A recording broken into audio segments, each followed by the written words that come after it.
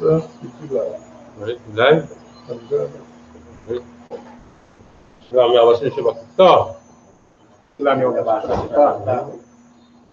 The I.S.U.P.K, Trinidad and Tobago. Right.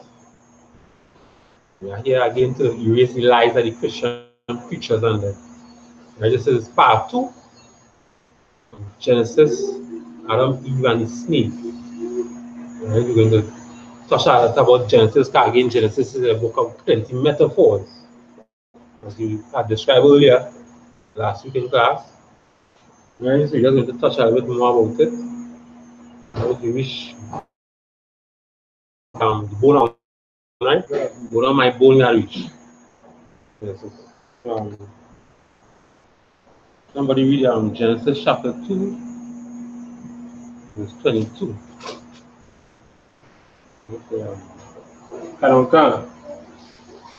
The book of Genesis, chapter 2 and verse 22. And the rib which the Lord God had taken from man made he a woman, and brought her unto him, unto the man. Right. Go ahead and read 23. And Adam said, This is now bone of my bones, and flesh of my flesh. She shall be called woman, because she was taken out of man. Right. Now this bone of my bone, flesh of my flesh means family member. Right. He was a family member of Adam. Typically, Eve was Adam's cousin. Right. It is not a sin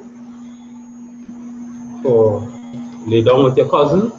It's not a sin.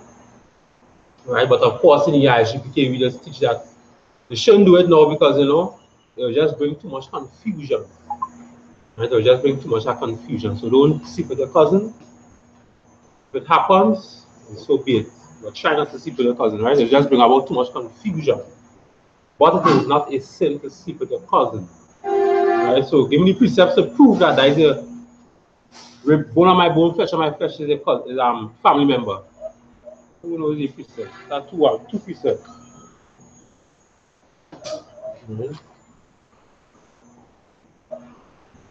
Anybody know it? It's like here, I get the exact scripture, but I remember one of the precept was with Laban, and right, Laban and Jacob.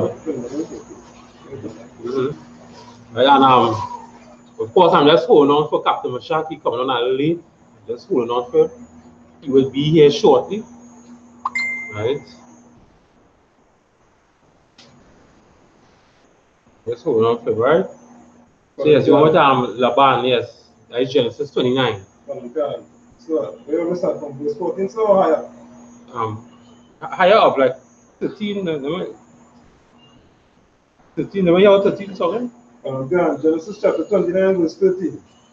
And it came to pass, when Laban heard the tidings of Jacob his sister's son, that he ran to meet him, and embraced him, and kissed him, and brought him to his house, and he told Laban all these things.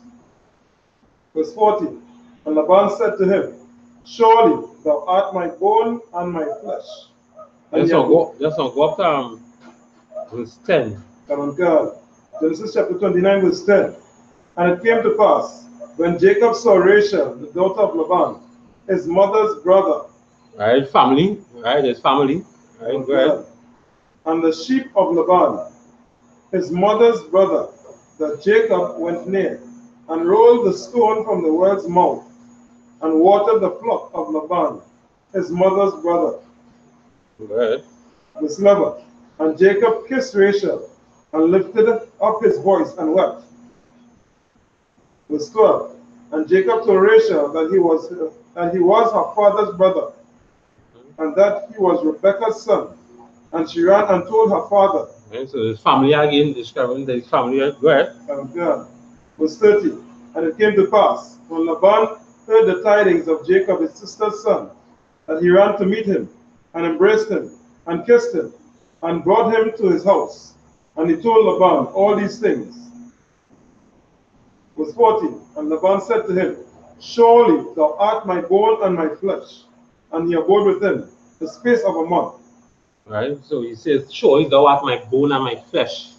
As you just read in Genesis 2:23, bone of my bone, flesh of my flesh. Just to describe the family member, right? Okay.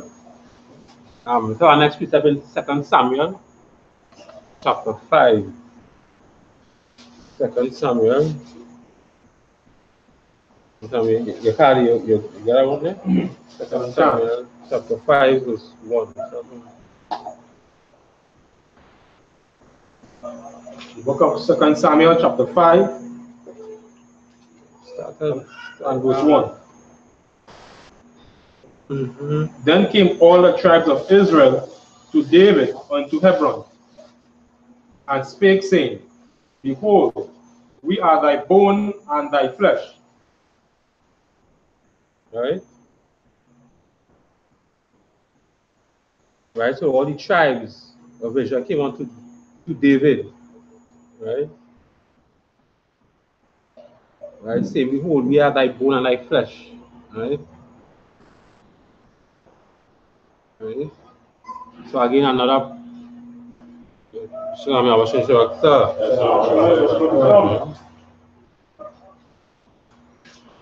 So again, another piece of to show that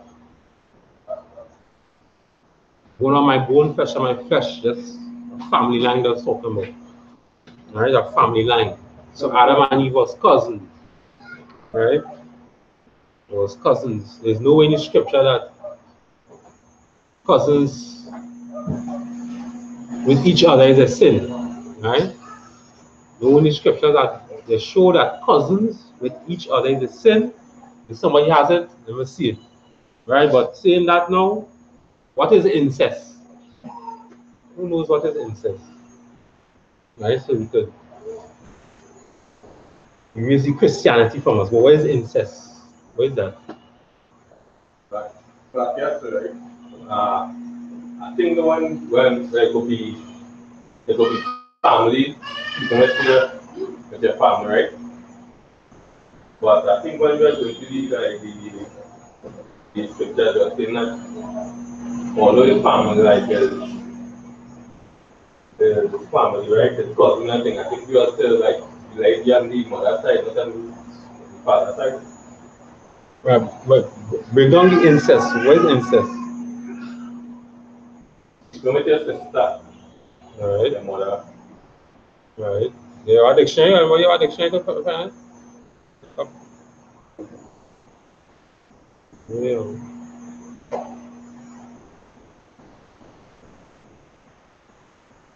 See if we yeah. Yes, sir.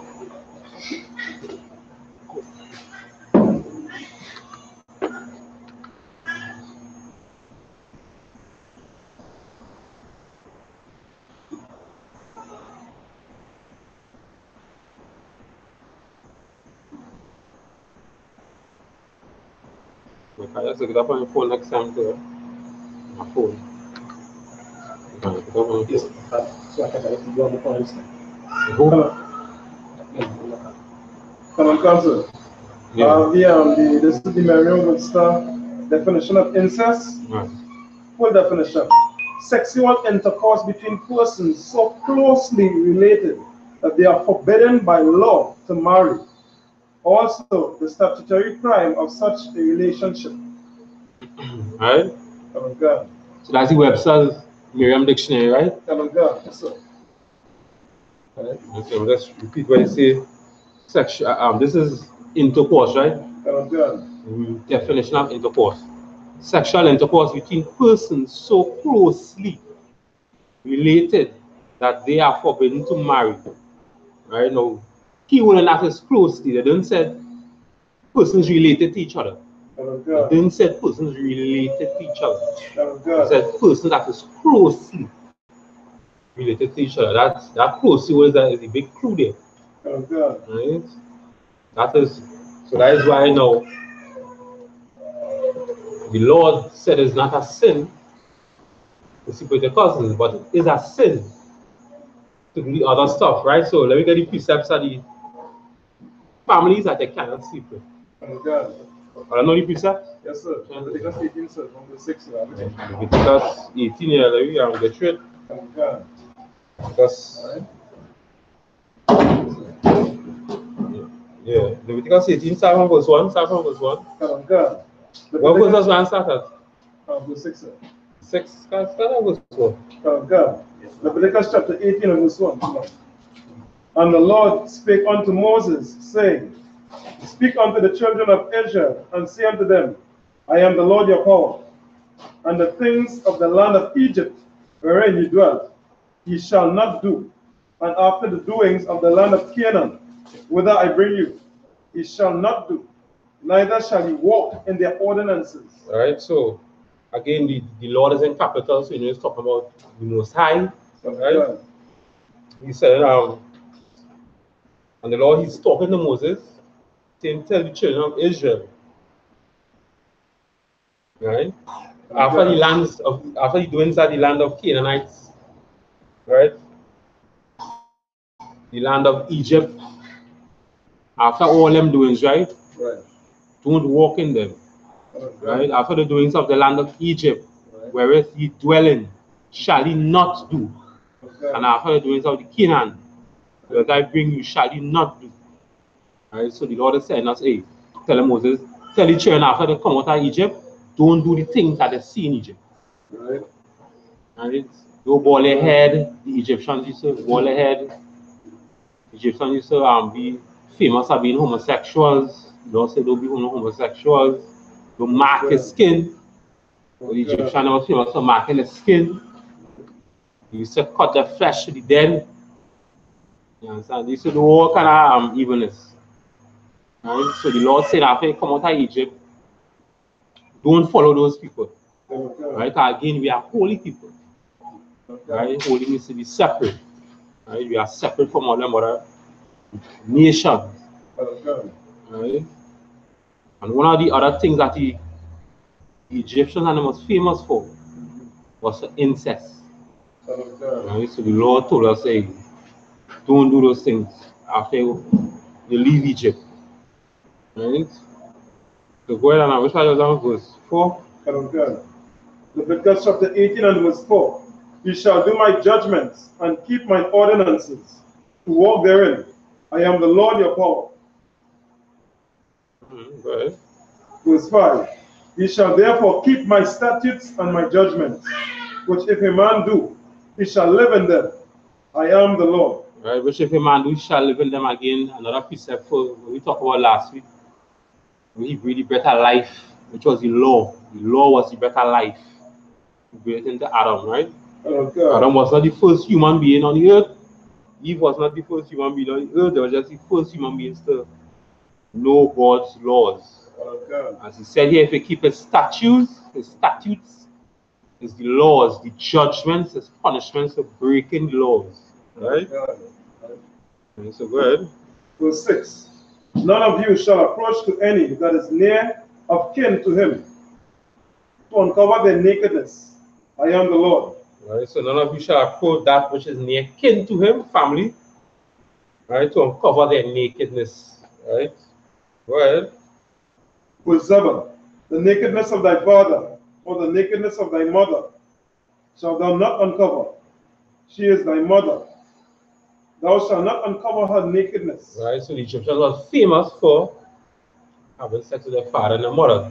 So the Lord saying, hey, don't uncover your father or your mother nakedness. Don't do that. Right? That is your kin, that is your family. Don't do that. So, go ahead. Verse 8. The nakedness of thy father's wife shalt thou not uncover. It is thy father's nakedness. Right, so your father's wife, don't uncover your father's wife's nakedness. Go ahead. Verse 9. The nakedness of thy sister, the daughter of thy father, or daughter of thy mother, whether she be born at home or born abroad, even their nakedness thou shalt not uncover. Right? So, nakedness of a sister, the daughter of your father. Right? That will be who? Sister is the daughter of the father, right? So like I said, yeah. Or so called in today's society, half sister. Right. Sister as they say, right? Okay. So go ahead. Verse 10. The nakedness of thy son's daughter, or the nakedness, or of thy daughter's daughter, even their nakedness, thou shalt not uncover, for theirs is thine own nakedness. Right. You see, so far you ain't seen that from cousin yet, but you're seeing verse 11. And done. The nakedness of thy father's wife's daughter, begotten of thy father, she is thy sister. Thou shalt not uncover her nakedness. Right. Right. Verse 12. Thou shalt not uncover the nakedness of thy father's sister. She is thy father's near kinswoman. Okay. You see, if you read the whole of Leviticus chapter 18, it will tell you, right, the nakedness is long to way. Where's the supper now?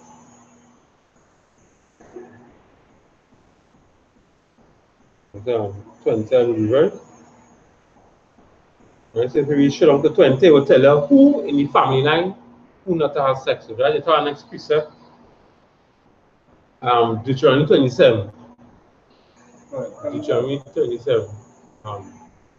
So I bet, yeah, right? Deuteronomy 27 at verse 20. That was 20.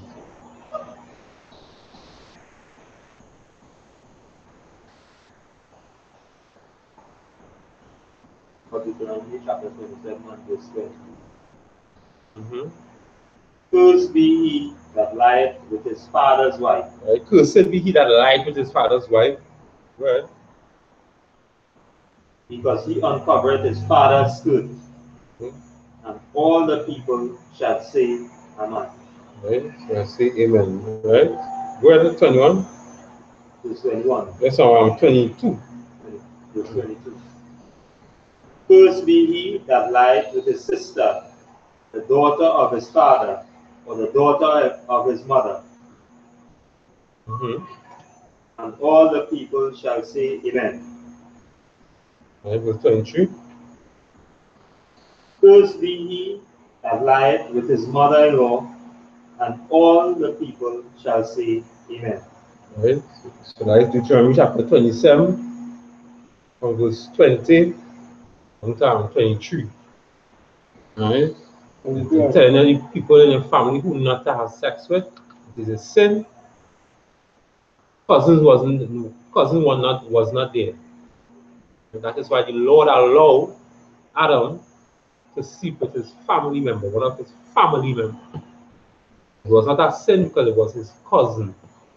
And it was his cousin. It wasn't his sister or his mother or whatever like that. It was his cousin. Right? So where was that now? Genesis. Yeah. In the Nature. all these scriptures and things, right? When you find all these family members, like cousins and things, right? But really, I feel like it's really on the mother side, was only the father side cousins and Yeah, because right. So of course you are what your father is. Right? Usually consider the men as where the bloodline has come from, and not really a mother. Okay? Right. So so go ahead. Which one was that again? Genesis 24. Yeah, read it. Book of Genesis chapter 2 and verse 24. Therefore shall a man leave his father and his mother, and cleave unto his wife, and they shall be one flesh. Right. Verse 25. And they were both naked, the man and his wife, and they were not ashamed. Right. So they was both naked. What Christians that say that scripture is? They was both naked. They was not ashamed. What Christians that say that is? Yeah. They didn't have no clothes on them. Yeah, that. Now them Christians and them Muslims and them the same. They had on no clothes. which is a lie, because you all know the Lord won't allow people to walk around with his naked like that, right? The Lord have laws which you just have to follow them, right? Oh God.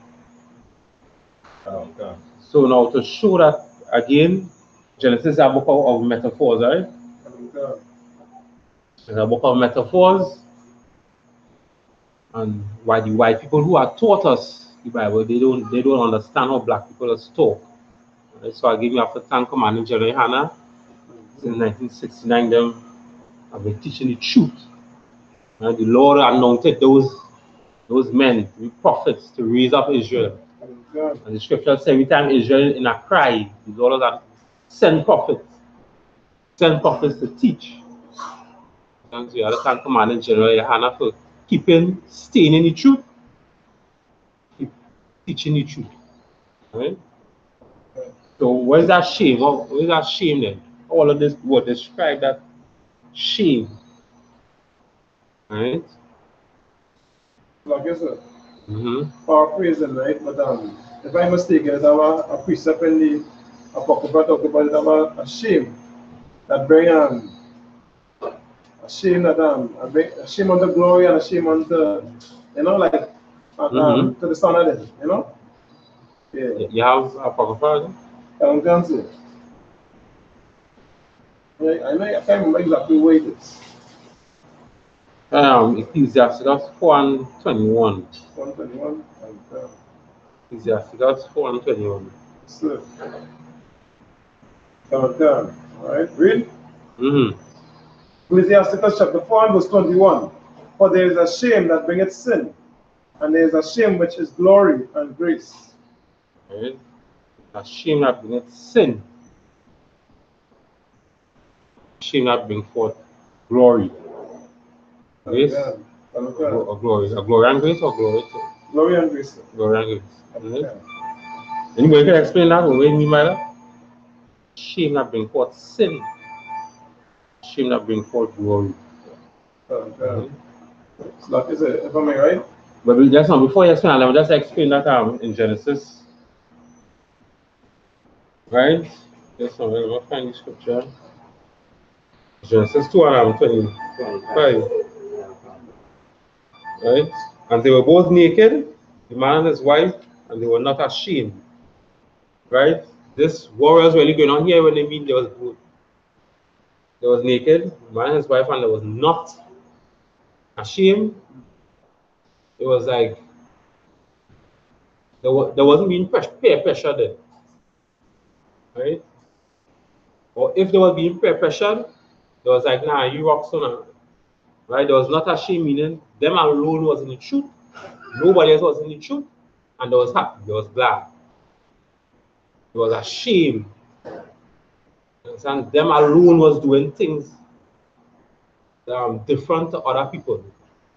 Right? Them alone. Understand? So they knew that they was naked because everybody could pinpoint, hey, if everybody is homosexual, right, and two people alone is not homosexual, right, it's easy to find them. It's easy to, you could just glimpse and you could know who it is. So them was naked, them was odd people. Right. There was ashamed, there was naked, but there wasn't ashamed. So understand that was going on in this here right now. So yeah. Like I said, so there was noticeably upright in front of everybody. Everybody know who Adam and Eve was. Okay. You understand? There was naked. There was, you understand? Not literal naked, but a metaphor. Right? So yeah, explain the Apocrypha. So if I may, right, there's a shame that bringeth forth sin. Oh, Ecclesiastes chapter 4 and verse 21. Right, for there's a shame that bringeth sin. The shame where you're in a jam, or you want to lie instead of you're not doing the upright thing, or just make the forward the extra step to do all right. And because of your shame and because of pride, you wouldn't take the step to do what right, and it brings forth sin. So you end up sinning against the Most High instead of making the extra step or asking for help or whatever the case is. So shame, that that pride, you know, there's this most in Christ now, you know, I'll change. Yeah. But that sin used to bring forth shame. I mean, that shame used to bring forth sin. It's a sin because of pride. Right. And shame not here, right? Anybody else have anything to add on? Anybody else? Or what do you talk about that? And the other parts, When you talk about that part, right? We say, all right, we're going to the next part. And there's a shame which is glory and grace. It is to be more shamefaced, more humble, or meek. Well, I won't say meek, but more you're not puffed up in spirit. You know, you go about your business, you do what you have to do, and give the Most High glory in your actions and your thinking, your word. And that will bring forth glory. You know, you're not prideful about look what it is I do. You know that, and you're showing off them. It's more or less you're showing for the works of the Most High, and you more reserved in your actions towards doing it. They're not really glorifying yourself; they glorify the Most High. You know, so you have a humble approach to your life. You know. But you're glorifying the Most High, so that kind of shame, faceless. You're not boastful about, you're not bigging up yourself. Yeah. Everybody I'm talking about that or has something else to add in? Yeah? Yes. Everybody talk about that? Somebody had something. The shame sometimes too could you know that across like right now at work we could say we being the shame of the world in terms of how the world look at us. We would say, you know them in a cult or the case may be, but we know it bringing forth glory and honor from the Most High.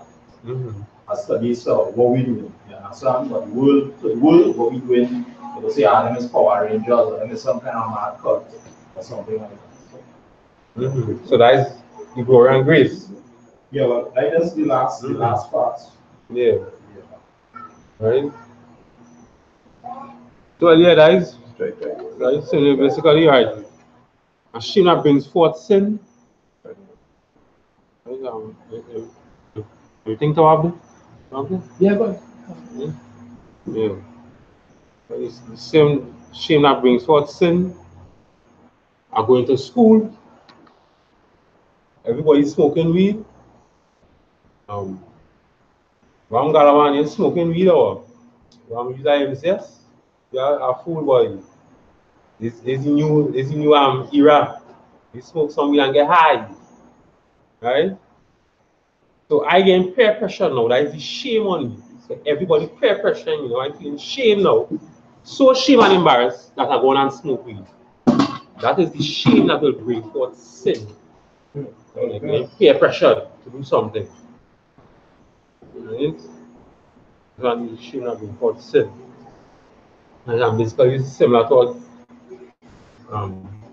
Barrett said, you know. There is a shame that brings forth glory and grace. You you the truth. People calling all kind of names. Saying this, saying that. But you know this bringing forth glory and grace. This making sure that when Christ come back, he's saving your brothers, he's teaching your brothers and them stop to how not to kill each other. He's teaching them how to not be a drug dealer. He's teaching them how to not thief. He's teaching them the laws of the Bible. The church don't teach them the laws of the Bible. Right? And Islam don't teach you nothing godly. All Islam must teach you to do is strap bomb on your chest and one bomb up people. What Islam must teach you. You understand? Church just teach you to become homosexual and whores. That's what the church just teach you. You understand? We just teach them how to stop with the strip club, how to stop thief, how to stop murder, how to stop sell drugs. We just teach them the laws of the Bible. That's what we just do in the school. Right? So we know that what we're doing it will bring forth our glories and grace. Even though them saying in a cult, them saying we Power Rangers, you know what I'm saying? You know, it will bring forth a grand grace just so because right after World War III, hopefully World War III comes soon, and right after World War III, the men in this school, the men in the I.S.U.P.K. go and run the planet Earth. Right? How we go and run the planet Earth, the Lord is going to put power in his hands to control this planet Earth. World War III over. The ones who the Lord saved, after he bring chariots and the Lord saved them, we might end up in England or wherever, France. Say you're going to be here, I'll have 10 pounds of magnesium. You want it. Before they give you it, come in and take it. Right? Of course, they might not want to come and give you it. So you are going there by force and you will get it. You understand? Because the Lord will put power in our hands. You will control the planet Earth right after World War III. Right? So it, give me Exodus chapter 32, verse 25. Right? Exodus 32 and 25.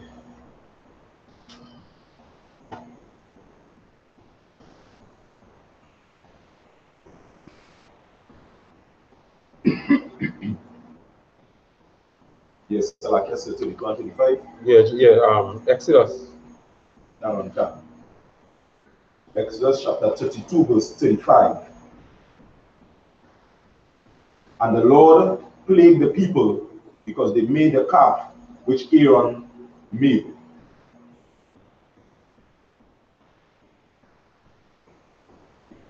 Then Exodus, you read them? Exodus chapter 32. Yeah. Verses 35. No, 25. 25. Yeah. Oh, so like I said, 25. Exodus chapter 32, verse 25. And when Moses saw that the people were naked, for Aaron had made them naked unto their shame among their enemies. All right.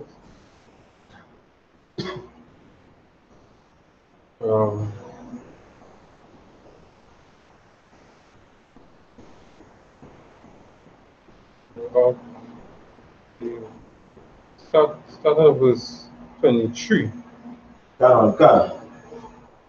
Verse 23. For they said unto me, make us gods, which shall go before us. For as for this Moses, the man that brought us up out of the land of Egypt, we will not what is become of him. And I said unto them, whosoever had any gold, let them break it off. So they gave it to me. Then I cast it into the fire, and they came out this calf. Verse 25. And when Moses saw that the people were naked, for Aaron had made them naked unto their shame among their enemies. All right. Of course, if you read a little higher up, they had built a calf, right? They had do something. They had do a sin against the Lord, right? They had built a calf, sinning against the Lord. If you read a little higher up, right? It would explain all that. Like from, if you read from like verse 15 and come down, right? It will explain all that. So, of course, when Moses saw that they was naked, because they got to realize what they was doing naked, when they saw that there was a shame, right? For Aaron had made them naked unto their shame among the enemies, right? Again, the naked was just a shame. Right? The naked was just a shame, right? Right? Read Genesis chapter 3, verse 1. Genesis chapter 3, verse 1. The book of Genesis, chapter 3, verse 1. Now the serpent was more subtle than any beast of the field, which the Lord God had made. And he said unto the woman, yea, hath God said, ye shall not eat of every tree of the garden? Verse 2. Right, so the serpent was more subtle than any beast of the field. Right? Genesis 3 verse 1. Right? Serpent was more subtle than any beast of the field, which the Lord God had made, right? The serpent was what? Serpent was what? So like I What said, was this here? a deceiver. Man, a deceive people. Right. The serpent was a man again.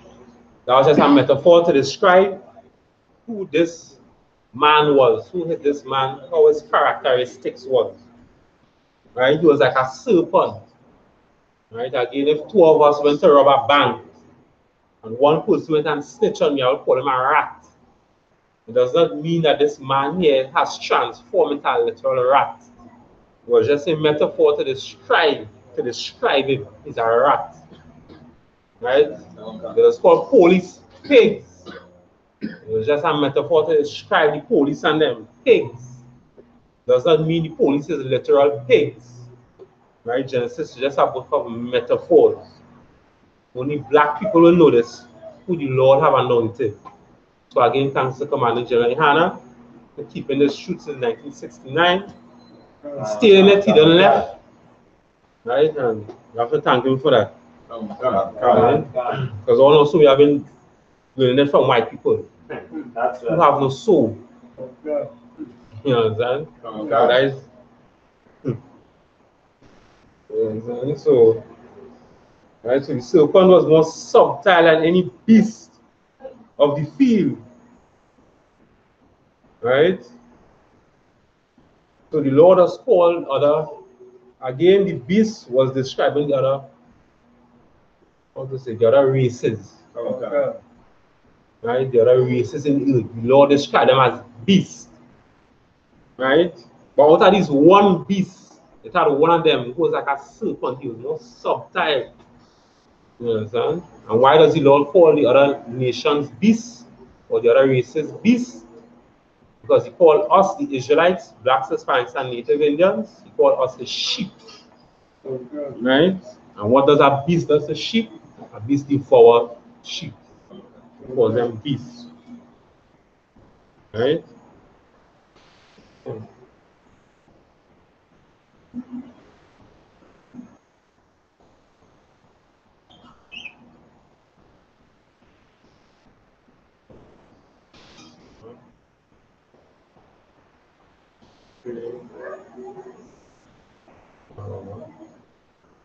Right?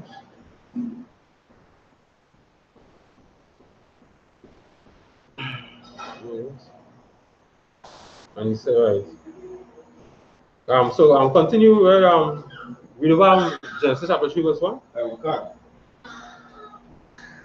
Book of Genesis chapter 3 verse 1.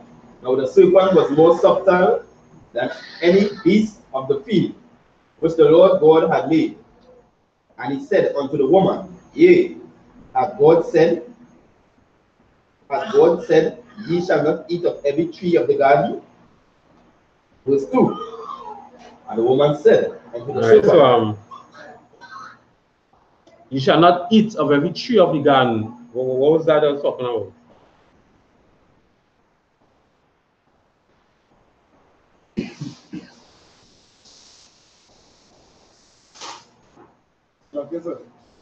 Yeah, go ahead. The tree represents,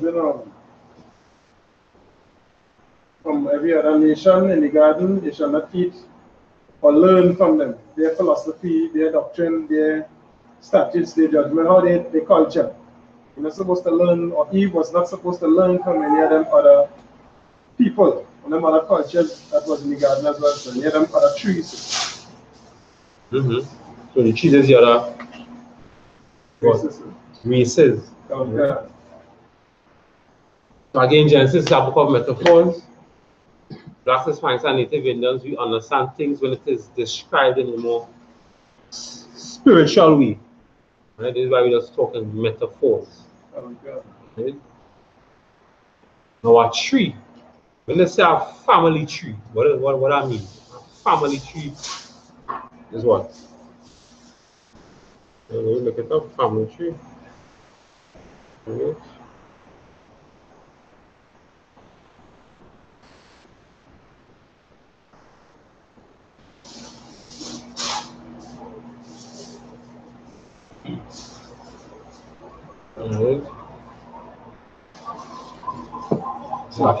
Yeah, go ahead. Can you just repeat the question? No, just family tree now, just describing Genesis. So how we say again, Michael? It was asking, Ye shall not eat of every tree of the garden, right? Right. So I want to know what was this tree that she can't eat from. And of course, you all know it have a precept to show him what with eating, right? I just can't remember the precept right now, but it have a precept. You all know it by chance? It have a precept will show you. Eating was not literal, it was knowledge. Right. Eating was knowledge. So I don't know that precept. Can't recall that precept, right? They have it.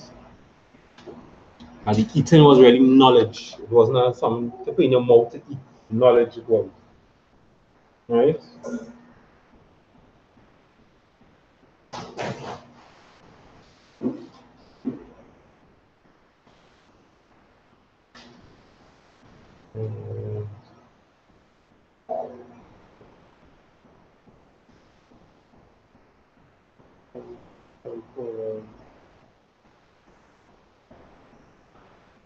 You want me to call that precept, right? Yes, on that. Right, the water kind of precept. Right? Right, but there is that, right? To show that the eating was really knowledge. It wasn't food you put in your mouth. Right? So the tree is like that was like a family tree. That family tree is where right, the genealogies, you have your genealogy, like the branches. Right. When you go out, it's like this one, your cousin, your uncle, your grandfather. Right? Just a gram showing you your family members, the distant family members, the close family members. Right. Like a family tree. Right. Right? So Slap yes. well, The precept is equal to 3 and 1. yeah, good. Yeah, well. Moreover, he said unto me, Son of man, eat that thou findest, eat this roll, and go speak unto the house of Israel. So I opened my mouth, and he caused me to eat that roll. And he said unto me, Son of man, cause thy belly to eat, fill thy bowels with this roll that I gave thee. Then I did eat, and it was in my mouth as honey for sweetness. Ezekiel, something like it. Ezekiel 3 and 1 to 3.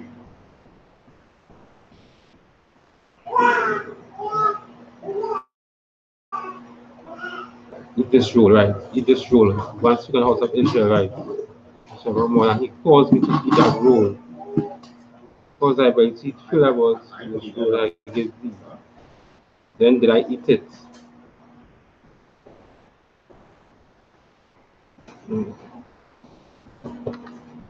Yeah, that is one, but I think it's our next one. I'm not too sure, but yeah, that is that's a good one too, right? Of course, the rule, like will be the scriptures, right? I don't talk about our rule of bread.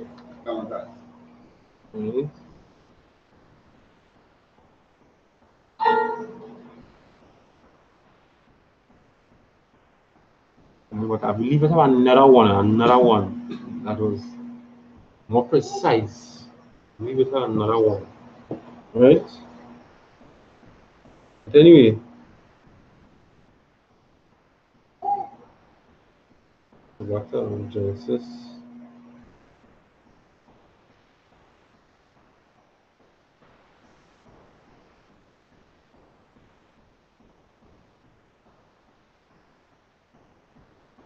Right, so go ahead and Genesis chapter 3, verse 2. Okay. Book of Genesis chapter 3, verse 2. And the woman said unto the serpent, We may eat of the fruit of the trees of the garden, But of the fruit of the tree which is in the midst of the garden, God hath said, Ye shall not eat of it, neither shall ye touch it, lest ye die. Right? You all understand that? That one? You all understand that? What is The that? trees in the midst of the garden, right? You all understand that? Yeah. Yes, sir. Right? But of the fruit of the tree which is in the midst of the garden, then you shall not eat of it. Right? Right. You all understand that? Answer. There's trees round about the garden and there's trees in the midst of the garden, right? Right. The trees in the midst of the garden are talking about the constellation, right? Right. Talking about like the stars and things that the Lord used to talk to Adam, not literal talk, but used to have little drawings in the sky, the stars, used to form them up and shape them. Right. Adam might see an arrow. You could say, right, that arrow means or something. You understand? And I see a bow. A bowman means da. Join two, we get da. You understand? Which will mean something. That is where the first language started, Hebrew. Right? Lashawan Kwadash, the holy tongue. Right? So constellation, right? That was the trees in the midst, right? That was like learning the knowledge. That was like learning the knowledge. Right? So the Lord, the woman said unto the serpent, who is the man? The serpent is really a man, right? The so-called white man, right? Again, the spirit of the white man was here since in Genesis. Spirit of the white man was here since in Genesis, right? Right? So we may eat the fruit of the trees of the garden, but the fruit of the tree which is in the midst of the garden, he has said, you shall not eat of it. Neither shall you touch it, lest you die. Right? Because you have to understand the tree. You have to understand the tree. Tree is really the other different races of people. The same way Ezekiel 31. That verse 3. Ezekiel 31 and verse 3. The book of Ezekiel, chapter 31 and verse 3. Behold, the Assyrian was as a cedar in Lebanon, with fair branches, and with a shadowing shroud, and of a high stature, and his top was among the thick boughs. The waters made him great, and the deep set him up. Yeah, So yeah. You all understand that? 31 and 3. Right? The Assyrian was a cedar, right? Cedar is a tree, right? So So they're saying this Assyrian, who they call him a tree, cedar tree, right? He had fair branches, right? Fair, beautiful branches, right?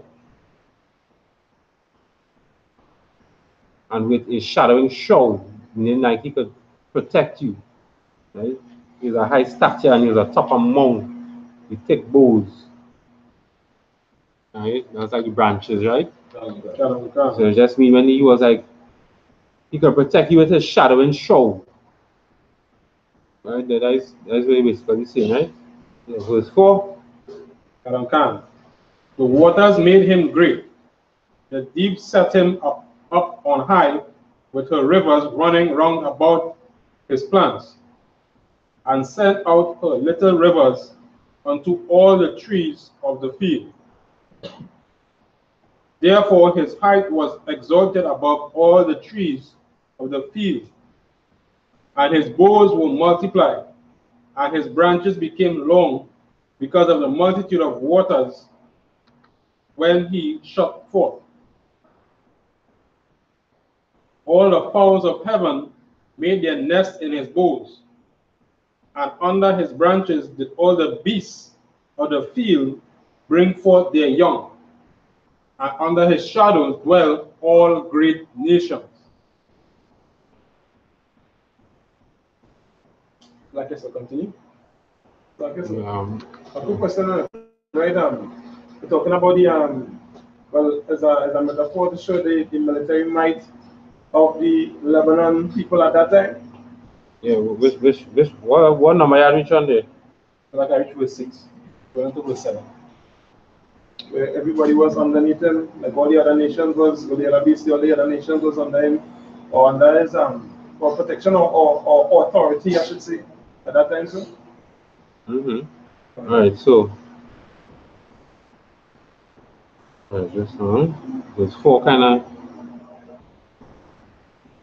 Because you read back verse 4. Yeah, that's verse 4. The waters made him great. The deep set him up on high with rivers running round about his plants, and set out her little rivers. Just not slacking on. I have questions like that. I have questions like that. Oh, look. No, I have questions. No. I don't know what you talk about today, but I'll ask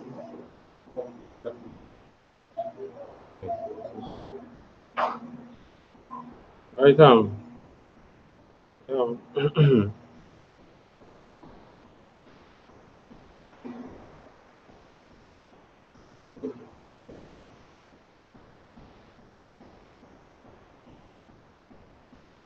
like I said, I could ask the question, the captain about this one though. Yeah, the waters we're talking about that is verse 4, sir. We're talking about the rivers and them kind of things, so that is the question, sir. Ezekiel chapter 31, verse 4, sir. So the waters talking about and the deep one. The rivers and all them. right. Okay. Verse 4. The waters made him great.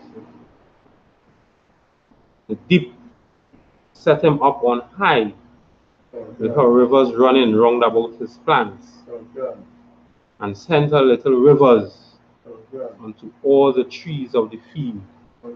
So like I said, yeah. I know in the world, that's why here in the I.S.U.P.K teaching, that's why.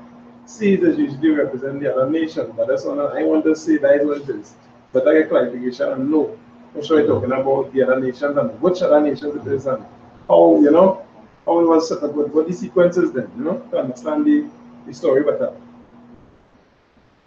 Well, the waters in this here, right? It means like money, wealth, you know, worship of people, the economic system, right? That flows to feed the tree. Right. Right? The waters that has made this tree great.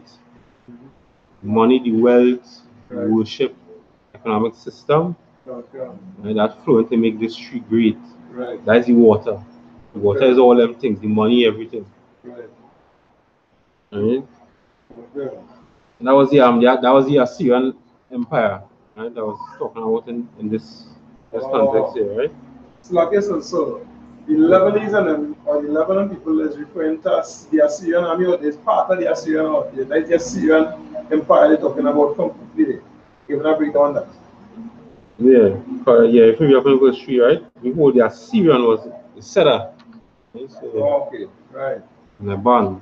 Right. Fair branches, the bun. You could look it up. In the bun. If they was talking about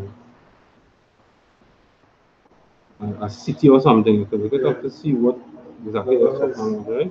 Okay. It was Assyrian. And the Assyrian Empire nation, right? Okay. And just like how white people, you know, all of the water goes to them. Right. That's why they just grow, and grow. Okay. We don't really grow, and grow because why? White people have all the money, all the wealth, all the economic system. People just worship them. Right? When you say people worship them, people worship Christianity. Okay.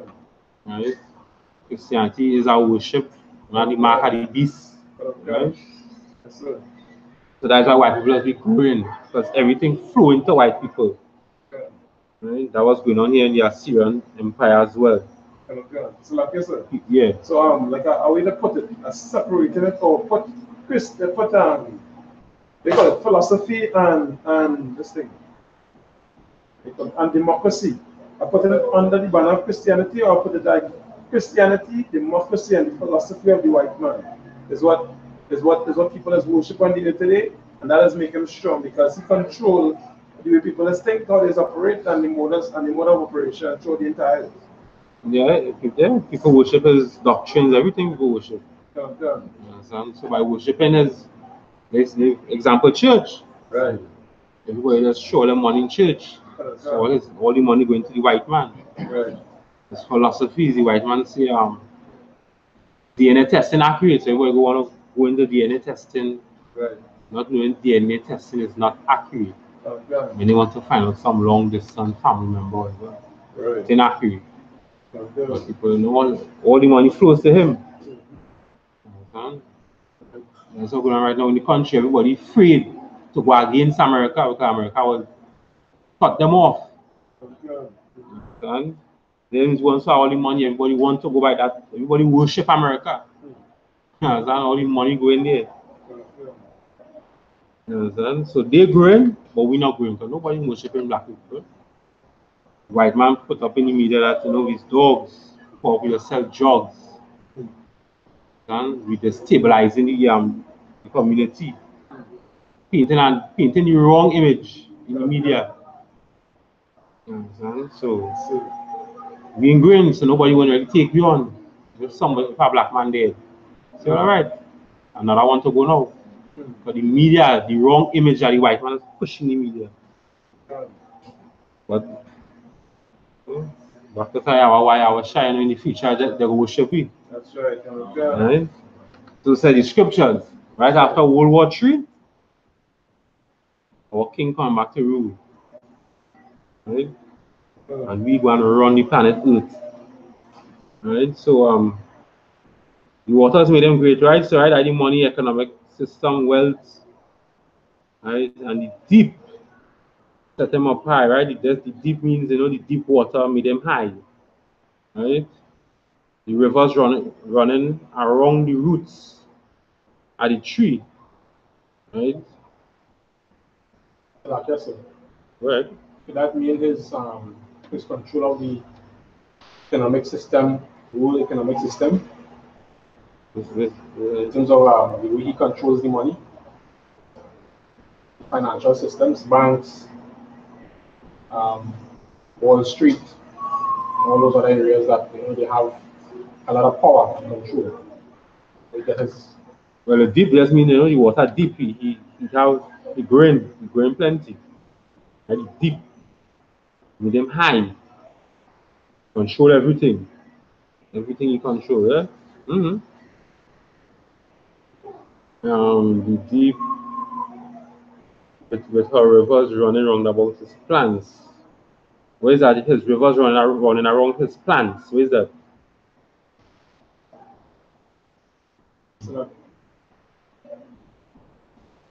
Like I said, I think I shot at the day. I ain't sure if it's this, but is it the same influence through the same economics, through the same system that he had? His rivers is influence running through around the same plants, which is the other nations that eat from him or eat under him then, that in alignment with him. Is it that that the waters that flow through the same influence, the same power, run through the same rivers, the rivers and the channels or throughout the nations and them that are his allies, that continue to support or continue to thrive under him, under his empire that time. Yes, you remember. The rivers running about there, isn't it? Come on, right? Okay. Up on high with the rivers. Right? So the waters running great, the deep set them up on high, with the rivers running around the plants. Right? The reason why blacks, Hispanics, and Native Indians fail and the heathens business and them succeed, right, is because them just get credit and we don't get credit. Right. Right? Our businesses always fail, them businesses always succeed. Right? Because they get credit again from this tree. Right. Right, this tree that had the waters, the money, the wealth,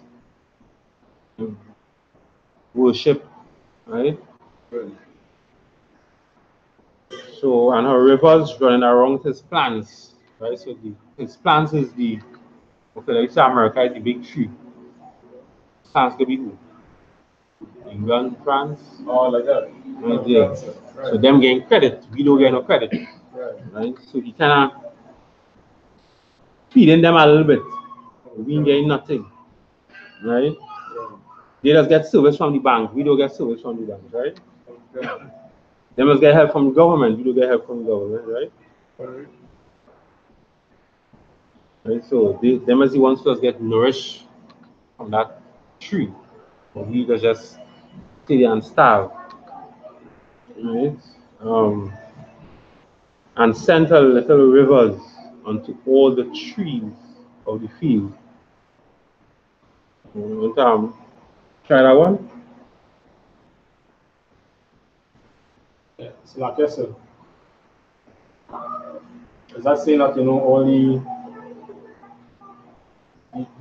rivers representing again the wealth flowing to all the other nations that are under this tree, under the Assyrian coverage, or the Assyrian power, which means all the other smaller nations getting help and getting welfare. So like it's like how the system set up today, where America will give, you know, all these different subsidies and all these different things to smaller countries, you know, that so-called living off of it. Yeah. So they more or less mining.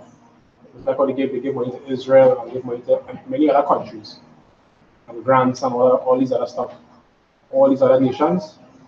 That is the waters that go into all the trees and the field, and protection. So like I said, Yeah, go ahead. can I add to what you say? Yeah, go ahead. Right, so officer, you kind of saying says also like how the white man is take the Estonian and the Arabs and they set them up in our communities to live off of us. Is it in the same spirit, in the same workings? Like how they'll go, he'll send his if it's France, wherever Belgium, whoever it is, and take them and put them strategically set up in our communities. But to make sure that we live off our black people, but they give them like the as you say, the grants and the subsidies so that their business can start to grow. The Chinese, you know, let them come in, like how China's let Chinese come in here, without documentation, they come and set up a business in 6 months, a year, you know? So they have that and they living off of our people. But the line of credit come from the little trees, like France, who will bring them from quite around there and then bring them to here. But it's through the bigger tree. So it's like the upline then, you know? It's something like that, right? If you're in the other nations, Right. not deep water, Right. not the deep water, right? Like what we have, but just feeding them a little bit, Right. enough so they have to go back to the big tree. Oh, okay, understood. Right? You just feed them a little bit, Right. right? So they will have something. Eventually, they will have no trouble to go back to the big tree. So again, now America is so great. Right. Everybody, understand? Once he cut you off, that is it. Right. You understand? Okay. He cut you off, that is it. So verse 5. Verse 5. Therefore his height was exalted above all the trees of the field, and his boughs were multiplied, and his branches became long because of the multitude of waters when he shot forth. All the fowls, like verse 6, all the fowls of heaven made their nests in his boughs, and under his branches did all the beasts of the field bring forth their young, and under his shadow dwelt all great nations. Right, so therefore his height was exalted above all the trees of the field, right? Trees of the field, right? If you go back in that same precept of Genesis chapter 3, verse 1, right? The trees of the field. Right? Again, the tree is the the races of people, the different races of people, right? And his growth was multiplied, right? For him to like reach out and cover the earth, right? For him to like reach out, stretch out, cover the earth, right? Right. So, okay. So if his growth had to reach out and stretch, let me see what it says here. And his growth was multiplied, right? Meaning to like reach out and stretch. Give me a word the example. What I mean. He reach out and cover the earth. All right, let me get it quick. Like, I don't know what time I've been covering. At a point in time, America didn't rule over the Middle East. At a point in time, America didn't rule over the Middle East. Right. Right. But as you know, as his boroughs multiplied, right? That's like branches, right? Multiplied, stretch, and you finally reach. Right. You reach the Middle East now, you control it. Right. Right? That's what this one is talking about, right?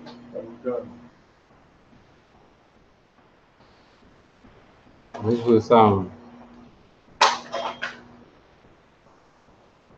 yeah, right. So his branches became long because of the multitude of waters, right? He didn't feed so much, he just had to grow. Right? When he shot forward, right? So again, America didn't rule the Middle East, now they're ruling it. Right. Branches grew. Like his power and influence grew. Might, everything is military. Kind of ships they have now. Right. They see, they get frightened. Right? So, verse 6. Verse 6. All the fowls of heaven made their nests in his boughs, and under his branches did all the beasts of the field bring forth their young, and under his shadow dwelt all great nations. All the fowls of heaven made their nests in his boughs. Right? That's how the captain go come on, right? So you can see when you go. How you going to see him on the laptop? Yes, sir. Let's switch up here. Turn the camera.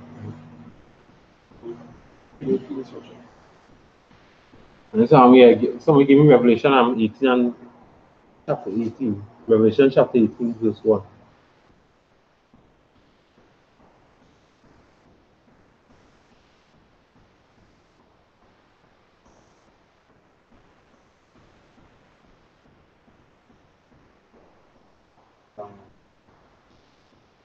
Book of Revelation chapter 18 and verse 1.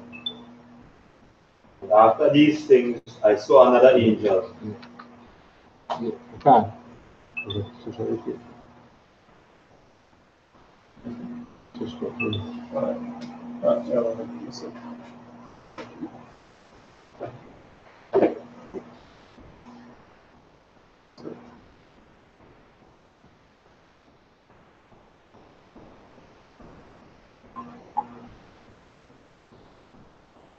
It's Facebook again, right? All right. Turn it on, right? When you're ready. Okay. When you jump in. All right, cool. Right. Let's bring it up.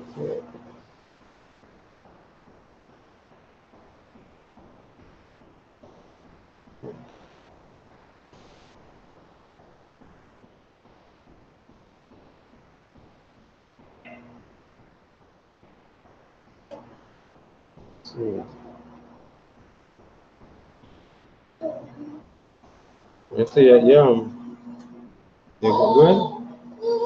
1 to 2, yeah. Book of Revelation chapter 18 and verse 1. And after these things I saw another angel come down from heaven, having great power, and the earth was lightened with his glory. Yeah, 1 to 2, 1 to 2. And he cried mightily with a strong voice, saying, Babylon the Great is fallen, and is become the habitation of devils, and the hold of every foul spirit, and the cage of every unclean bird and hateful bird. And hateful bird, right? So Babylon, what is Babylon? What is Babylon? Yeah, what is that? What is Babylon?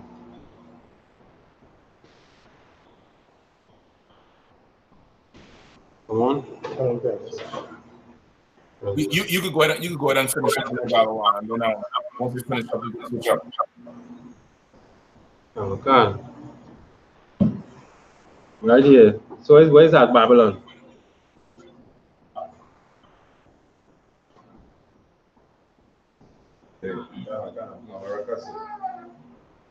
America, right? So America is Babylon the Great, right? Right, just like how they built that tower to kill God, right? That's why every church they have a steeple on top of the church, the pointy roof. Right, because you all know the story with the Babel, right? The Tower of Babel, Genesis, they built the Tower of Babel, right? To go up to the Lord, right? So America is Babylon. Just like how Babylon the Great built that tower to kill God, right? That's why every church have a steeple on top of them. While who again has something pointing on top of their head. KKK, the Ku Klux Klan. And it has a pointy hat, right? The same right?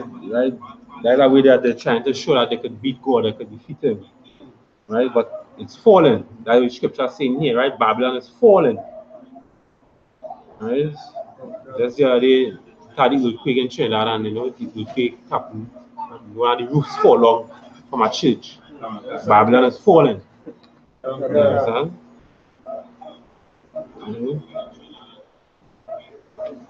So, the scripture was give me Genesis 3. All right, you ready? Okay. All right. That remind me of something there. I totally forget about the KKK hat. Yeah, I mean, I totally forget about the damn KKK hat. Okay. All right, just take a few seconds and swing it around. Okay.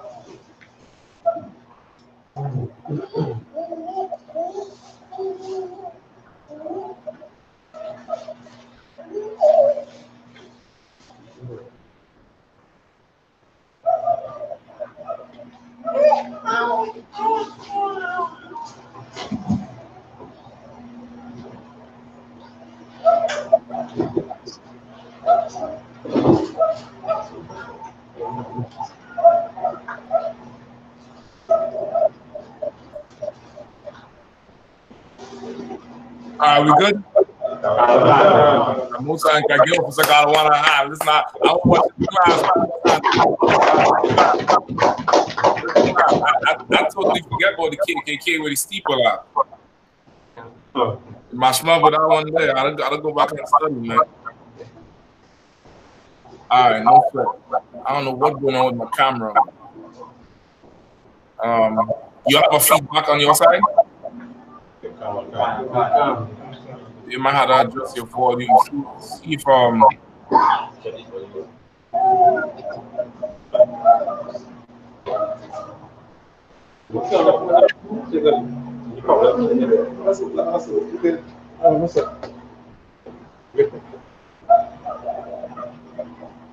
my camera now looking kind of weird for some reason.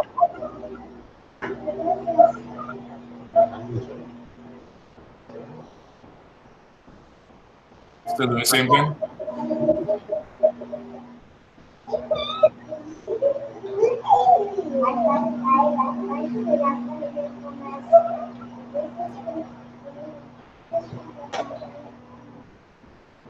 Yes, sir. Yes, sir. I have a little feedback. I don't know what causing it though. Yes, sir. Like I said, Captain. Right, sir. Yeah, you hear me?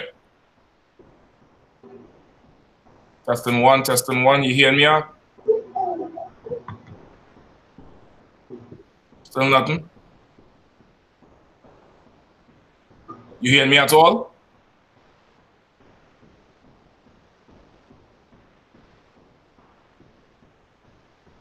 Like I'm in here, right? So we just can't fix the back there. Can't fix the back there. You can?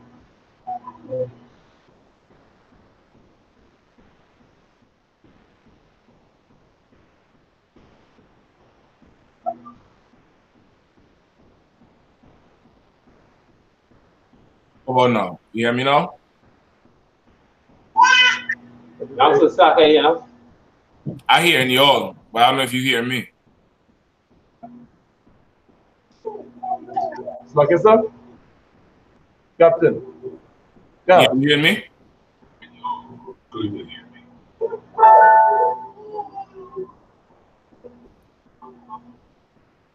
Don't tell me y'all let your card. It's about We don't have any live stream, nothing on here. What's the pencil? I asked it.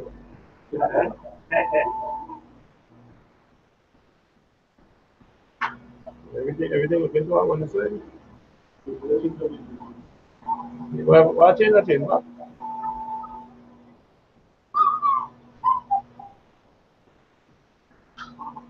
Everything what am I going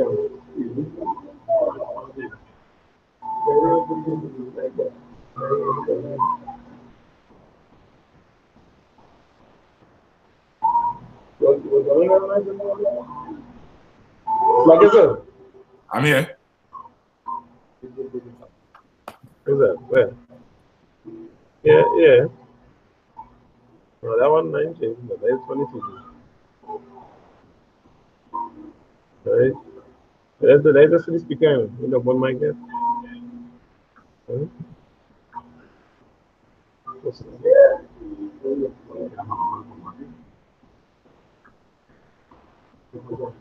up? Right. No, it's Mike. The volume on the both sides, the TV and the laptop. You're still not hearing nothing I'm saying? Right, they don't come to the mic. You hear it too. I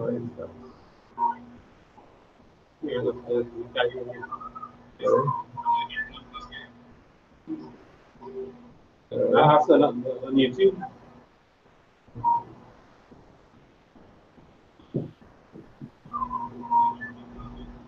Are we sounding there? So, like I said, are we sounding there?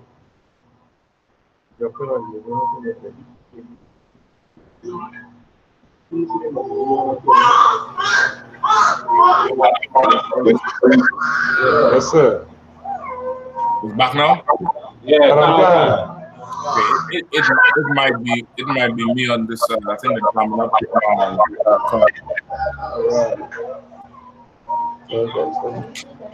Alright. Okay. I'll sweat. Alright, so where we at? Any questions?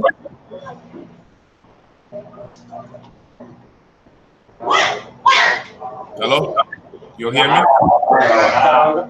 You'll hear it or you're not hearing? Yeah, we hear it also. Alright, any questions? Alright, I want to go over the 12 tribes breakdown. Alright? 12 tribes breakdown. Anybody has it or heard of it before? Alright. Who knows the 12 tribe breakdown?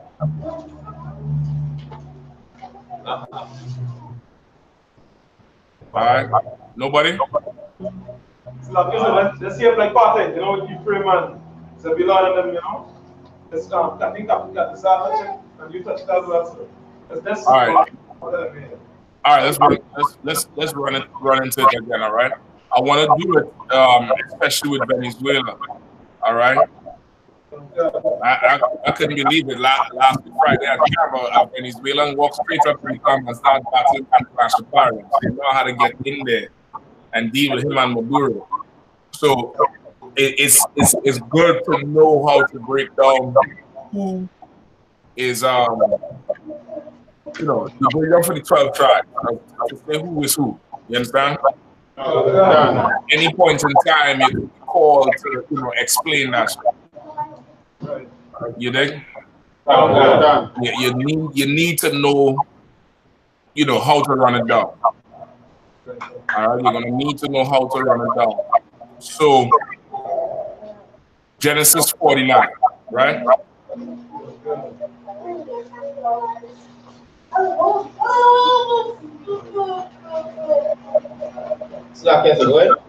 Yeah, Genesis 49 and 1. Let's go. The book of Genesis, chapter 49, verse 1. And Jacob called unto his sons and said, gather yourselves together, that I may tell you that which shall befall you in the last days. All right. So now this is Jacob. Who's Jacob? What are the 12 tribes like yesterday? Go ahead and say again. Part of the 12 tribes of Israel. Right. Jacob is the father of the 12 tribes. He had 12 sons. He wrestled an angel of the Lord in a vision, in a dream. And the Lord was highly impressed with Jacob, that he changed his name from Jacob to Israel. Israel in the Hebrew is Yasha'Allah, which means a prince with the power, or a prince of the power. Right? So in the last days, this is Jacob, look, damn near on his deathbed, if not on his deathbed. And it's customary with us as a people that, of course, when a baby is born, everybody brings gifts to the baby and stuff like that. When somebody who is, like damn, like a patriarch, like this person, like Jacob, who is like the head of the family, a grand aunt, a grand uncle, great grandfather. When somebody like that is sick and passing, it's customary for them to say, for them now to give you, to pass on their things to you. All right? For them to pass on their belongings to you, to pass on their things to you. Also, it's customary for them to bless you. Like we are people, we come from a culture where there's power in the tongue. There's power in what you say. You get me? And Jacob is now about to say something that was the blessings that he was going to give to the 12 tribes, and also the character. He's going to tell them their characteristics of how they'll be as a people, as a tribe in the last days. All right? It says he'll be in the last days. Now, if he's going to be in the last days, what time are we in right now? Yes. We are in the last days. You dig? So now the prophecy that Jacob has is for now. This time we in right now, we in the last days. You get me? All right, no sweat. So go ahead. Verse 2. Gather yourselves together and hear, ye sons of Jacob, and hearken unto Israel your father. Verse 3.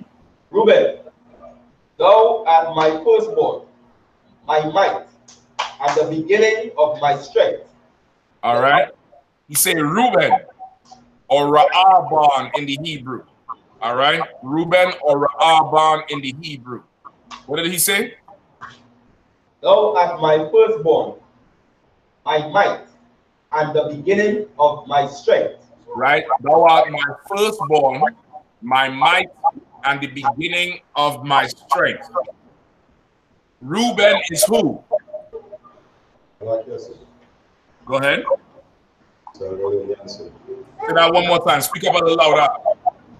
Seminole Indians are what? The Seminole Indians, right? The Seminole Indians are found where? Yes, sir. Go ahead. In Florida, sir. Right. They're the native people from the southern part of America. Right? Largely in Florida. You have largely in Florida, Louisiana, the Blackfoot, all that's the Seminole Indian. All right? That's Reuben, Ra'aban, which is the beginning of my strength. Right? Seminole Indians, that is the tribe of Ra'aban. All right? Go ahead. The excellency of dignity and the excellency of power. Right? The excellency of dignity and the excellency of power. What does that mean?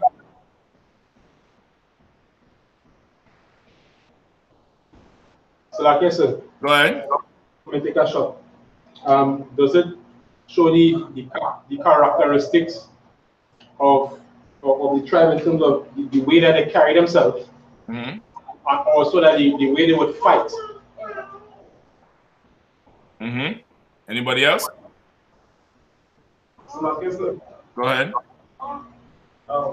If I may, sir, I'm not sure if I have it right, or it's the way to say it, but would it be that as the firstborn son, he'd have gotten taught he'd have given the strength or the most amount of teaching at Jacob prime time. So the excellency and dignity would show him, but the tactics of the cases when he was young or when he was stronger as the firstborn son. Okay, you don't want to think like that, because it's not always like that.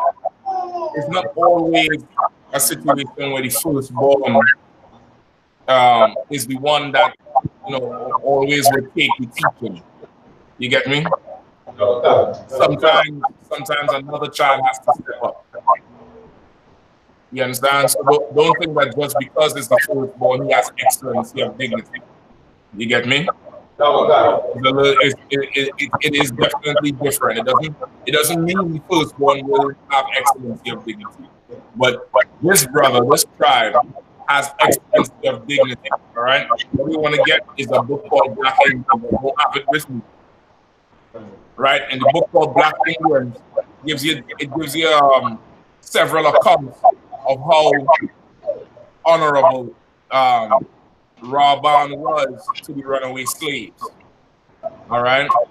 This was a time where brothers would run away from plantations, and the native Indians, the Seminole Indians, right? Both Gad and Ra'aban, of course, the brothers that ran south, Ra'aban would take them in and grow brothers up as brothers within the tribe.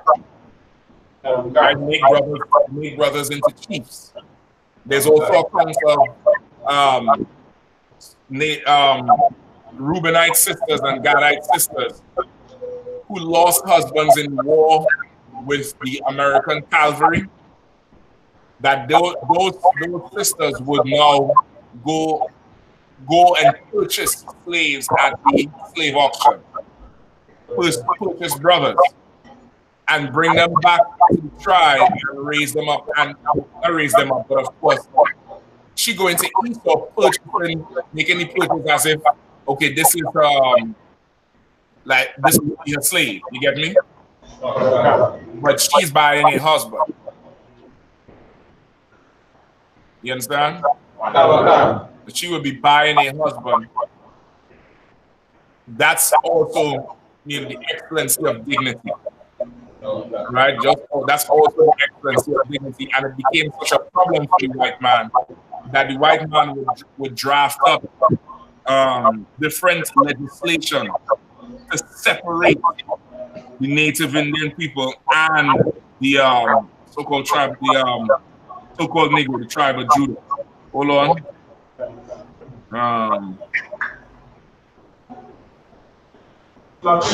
Go ahead.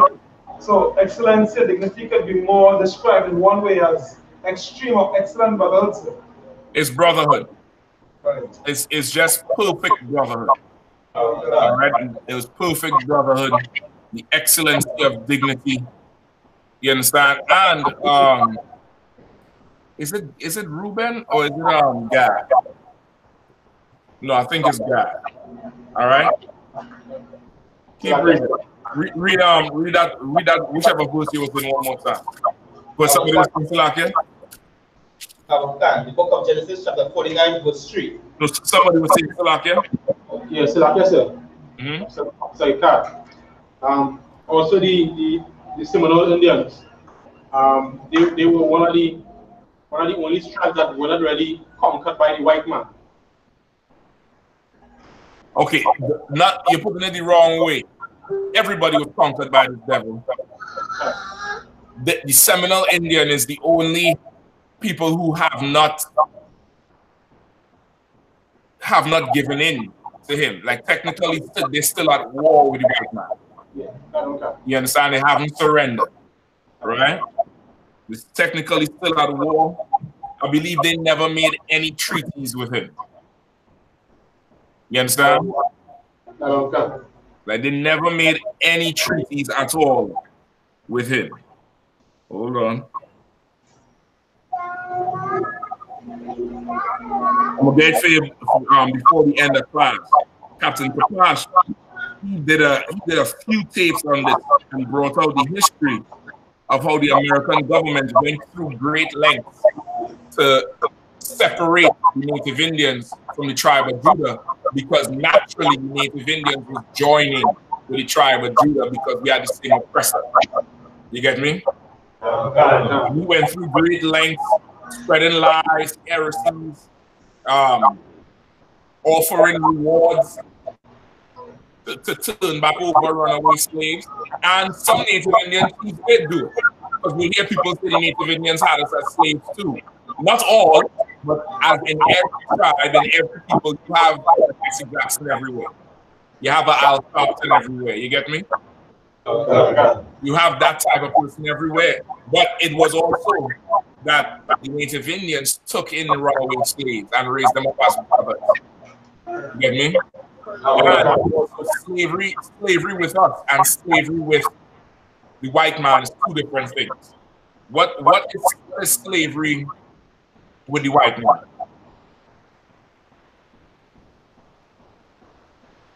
So I guess a complete bondage. Bondage. Give me a little bit more. Just give me a little bit more describing why. Yeah. So like I said, in terms of dehumanizing, the person to the point where his wickedness towards the treatment of the slave was as if they were not human. Dehumanizing. No wage, no end. There's no end to the white man's slave. In Israel, you can have a slave for some different circumstances.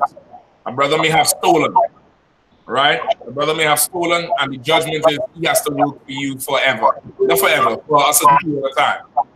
Until he pays off what he stole. You get me?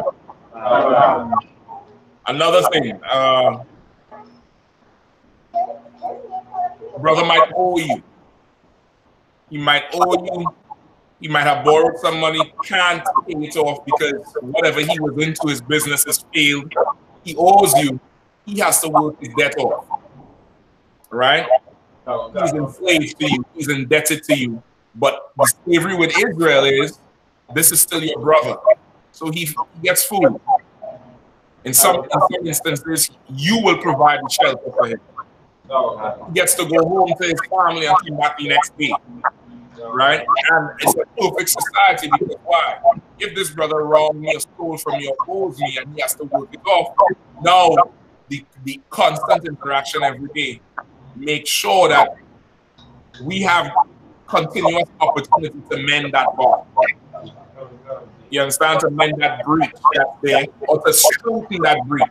Because sometimes it might even be a breach. It might just be, man, I'm short. I don't know what I'm going to do. I owe you. You might say, well, listen, I'm working on this project here. Can you help me out? Bam, you don't call it even. You get me? All that will just strengthen everything up. All right? So you would find that the Black Indian, I'm going to try and find that link to the video Kapash did. Every time I had to pull the article up, you always had to text him. Text him just now and see if he can text me that link again. But it tells you that the government, the American government, they had a emergency, like a damn State of the Union thing, about how they're going to separate the Native Indian tribes and the tribe of Judah. So now, even if you look today, the separation that goes on between Issachar and Judah, or the Native Indians and Judah, you would think today, you would think it's because of, you know, the typical dumb nigga bullshit, which is they light skin, they dark skin, or they don't look like us, or they stealing jobs.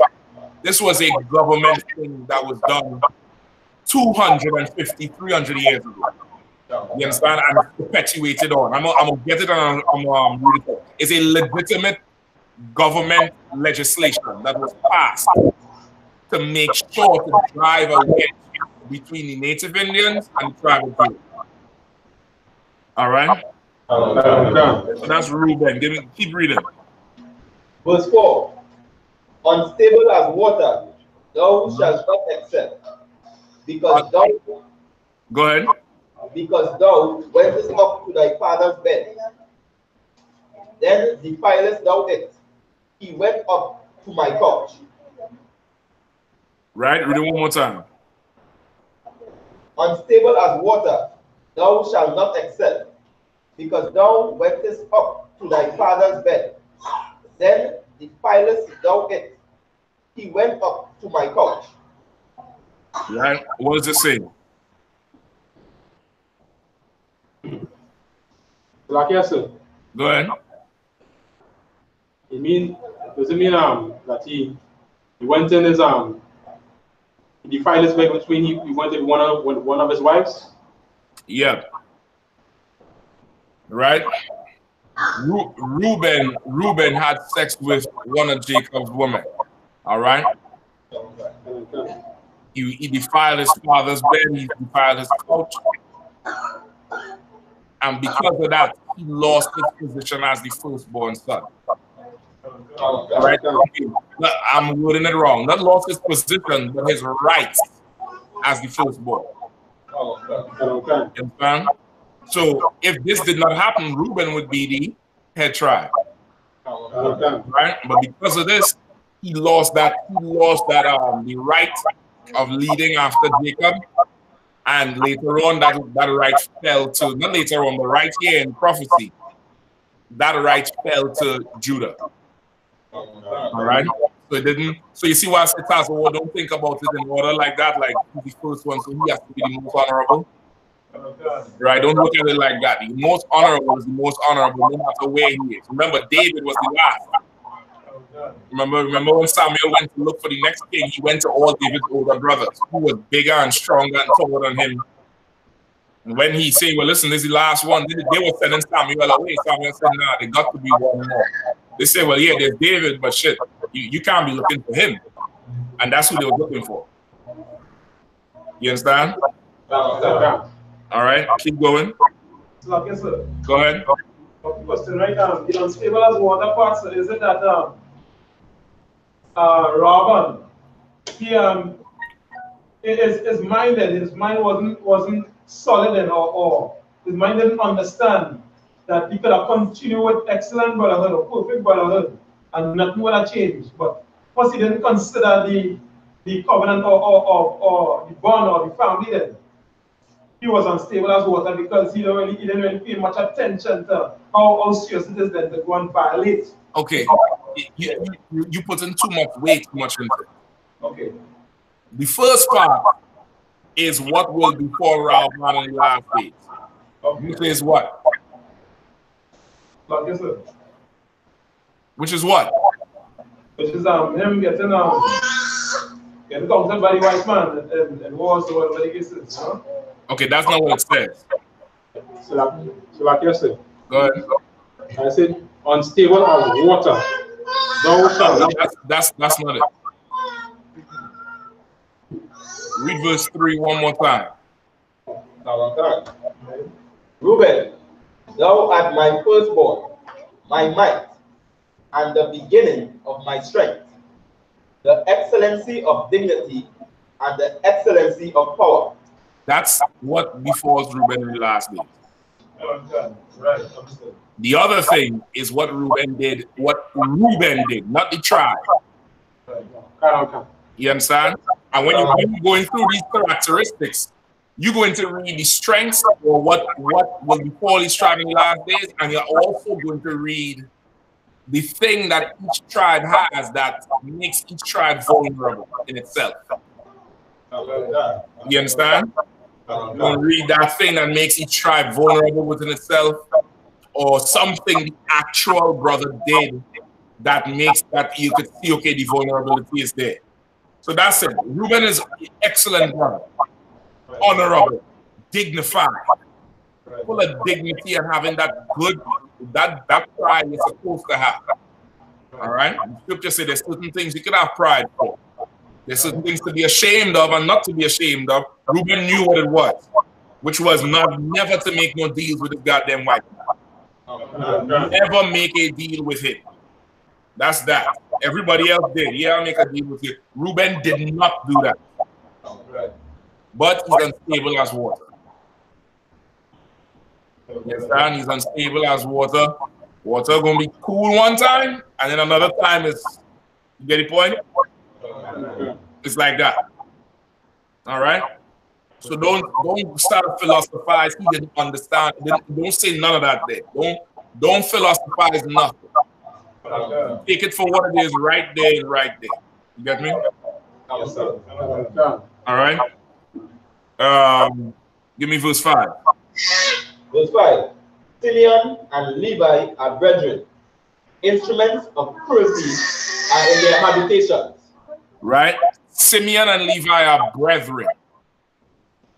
Instruments of cruelty are in their habitations. Who is Simeon and who is Levi?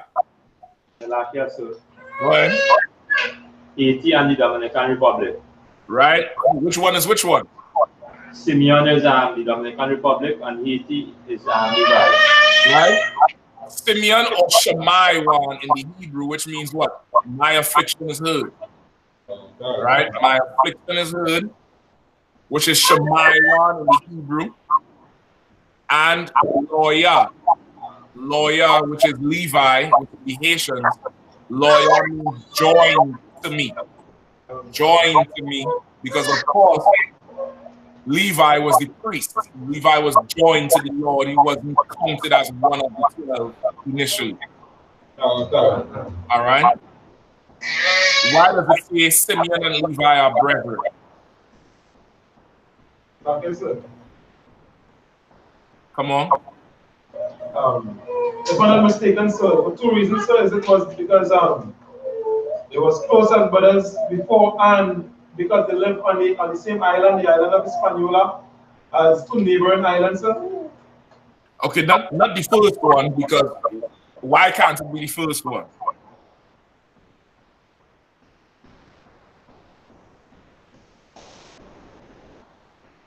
Because this is what will befall you in the last days. In the last days, Simeon and Levi are brethren. Everybody else is, we all brothers. Judah, Benjamin, Levi, Ephraim. Why does it distinguish Simeon and Levi as being brethren? Because they dwell together like brethren. You understand? Like two homies, when you see one, you see the other. And if you see one, what do you say? Where your twin? Where's your better half? I see Bim, I ain't seeing Bam. You know what I mean? Because they're so tight, meaning they're always together. Simeon and Levi are on the island of Hispaniola. They share the island, right? That's why I said instruments of cruelty are in their habitation, because they live together. Their habitation is together, right? But what is instruments of cruelty? As you say, instruments of cruelty are in their habitation. What is that? So like I said, Go ahead. would that mean there will be conflict among them? Instruments of cruelty are within their habitation. Shaw? So like I said, the way they deal with the way they deal with people. The way they deal with people.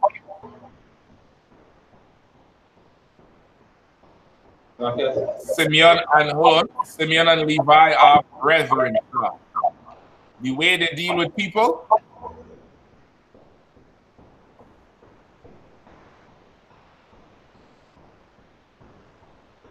Or is it the way they deal with each other? The both Slav and sister, they like the both Slav. Okay, I understand what you're saying, but this one here is specifically talking about how they deal with each other. You understand? Instruments of cruelty are in their habitations. Remember, they're living in the same house. You understand? So the cruelty is in where they live. Right? See, Levi ain't doing voodoo to Russia. You understand? Ain't nobody selling Putin no little white doll and sticking pins in Putin. You get me? And Shemaiah ain't taking that damn machete or that cutlass to no Frenchman. You understand, Shaw? Right? Instruments of cruelty are in their habitations. It's like saying, Sawap and Nikad tight. They're brethren, they live together. But in that house, the niggas wicked. It's like saying that. It's like saying where they live, they do things to each other that is cruel. Right? It's cruel. No, outside of that, how they deal with other people is also something, but that's what we're going into after. You understand? But what the characteristics you want to look at here is how they deal with each other, because that is what will befall them in the last days. So you're looking for two groups of people who appear separate, but they're really brothers. And they deal with each other insanely cruel. Insanely cruel. That's how you're going to know who Simeon and who Levi is. You understand? Right? They fit the prophecy. Go ahead. I just said that just when I brought up a story that came out a couple years ago, I think a year or two ago, where they were quote unquote deporting the Asians that were born in Dominica. Those who lived there 20, 30 years, 40 years, they basically, through the Constitution, removed their birthright. Right. They were no longer citizens or anything at all. So they had to find a way. They were deported at fences. One side lush and green, the next side total poverty. Yep, that's it. And when you go into the history of Haiti, the history of the island of Hispaniola, it's something ridiculous. We had a documentary in the books. I'm trying to look back for it, but it explains the whole thing with the history from two states. Right? That what happened there is, once again, okay, we are Israel, and Simeon and Levi are brothers. Instruments of cruelty are in their habitations, and because of that, what could you say would make Simeon and Levi vulnerable? They're prepared. I'm gonna get go ahead. Like I said, the lack of brotherhood, like the racism that Simeon has showed towards Levi. Like, racism is not the right word to use. Who knows why? Like I said, because it's the same race, but people on the outside are saying racism. Okay, so then you should still not use it. You understand? You should still not use it. It's not racism. This is called, the Esau has a word for it, right? Who are sons in the room? So what your card? Yeah, so like I said. And your boys is not fighting every now and then? So like I said one more time? Do your sons start fighting every now and then? I don't care. And what do they be fighting for? Like I said, the same thing. Bullshit. Nothing. You understand? They 1 minute they're fighting over this phone, next minute they're fighting over this book. Next minute they're fighting over one of the squares in the couch when the couch is 3 squares long. Right. Okay. What are they really fighting over? I think so. It's nothing, but it is something. So like I said. Go ahead. Power. That's it. Dominance. And dominance. And Esau has a word for it. It's called sibling rivalry. Okay. Right? So it's not racism, it's sibling rivalry. And it's intense between Simeon and Levi. It's absolutely intense. It's, you know, nigga, if I meet you by the bathroom, I'll stab you in your neck. 2 of our rooms side by side, we come out in the morning to go brush our teeth. Somehow, every morning, I come out to go brush my teeth. You coming out to brush your teeth at the same time. Nigga, if you don't delay for 5 seconds more tomorrow, I'll stab you in your neck. Well, I'll stab you in your neck. Well, all right then. And after a while, it turns into not avoiding the person, but as soon as you hear that door turn, you turn in your door to go out and nigga what? So that's what's going on with Simeon and Levi on a grand scale. On a national scale. You understand? With Levi is that voodoo, that witchcraft, which is not really black magic. It's a knowledge of vast knowledge of chemicals and herbs and grass, right? Different vegetation. And with Simeon, it's, you know, that physical violence with that cutlass, that dismembering, right? Simeon catch you and tie you up and put some cable to your back and hang you, and chop your hands off, and beat you for fun. You get me? And they would do it to each other. They would do it to each other like you know, those mortal enemies. All right? Keep reading. Verse 6. O my soul, come not down in their secret unto their assembly, mine honor. Be not thou united, for in their anger they slew a man, and in their self-will they dig down a wall. All right. Read it again from the top. Read again verse 6. O my soul, come not thou in their secret. Right. Go ahead. Unto their assembly, mine honor. Be not thou united. You understand? He's saying, oh my soul, come not thou into their secret. What does that mean? It means don't come into their places where they're doing the evil. You understand? You ain't want to be back there when they're cutting the chicken head off and sacrificing the goat and everybody running around crazy. You understand? You don't want to be that. Simeon celebrates some crazy shit too. I think it's Santeria. Santeria might be Ephraim, or it might be Simeon and Ephraim. I forget. Everybody has some kind of form of twisted witchcraft that they do celebrate. Right? With Levi, everybody know the voodoo. Among Benjamin, it's going to be what? Obia. Right? Obia. you're going by the other name that's called. Are you going by somebody? You say prayers and light candles, all that bullshit. Lord is saying, don't come into the assembly. Right? Don't come into the assembly. My honor, they do not unite. You understand? So the Lord puts something in them that they don't come all the way together. Why? Keep reading. Read after united.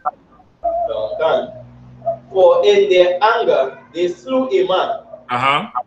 And in their self-will they dig down a wall. All right. What is this talking about? Mike what?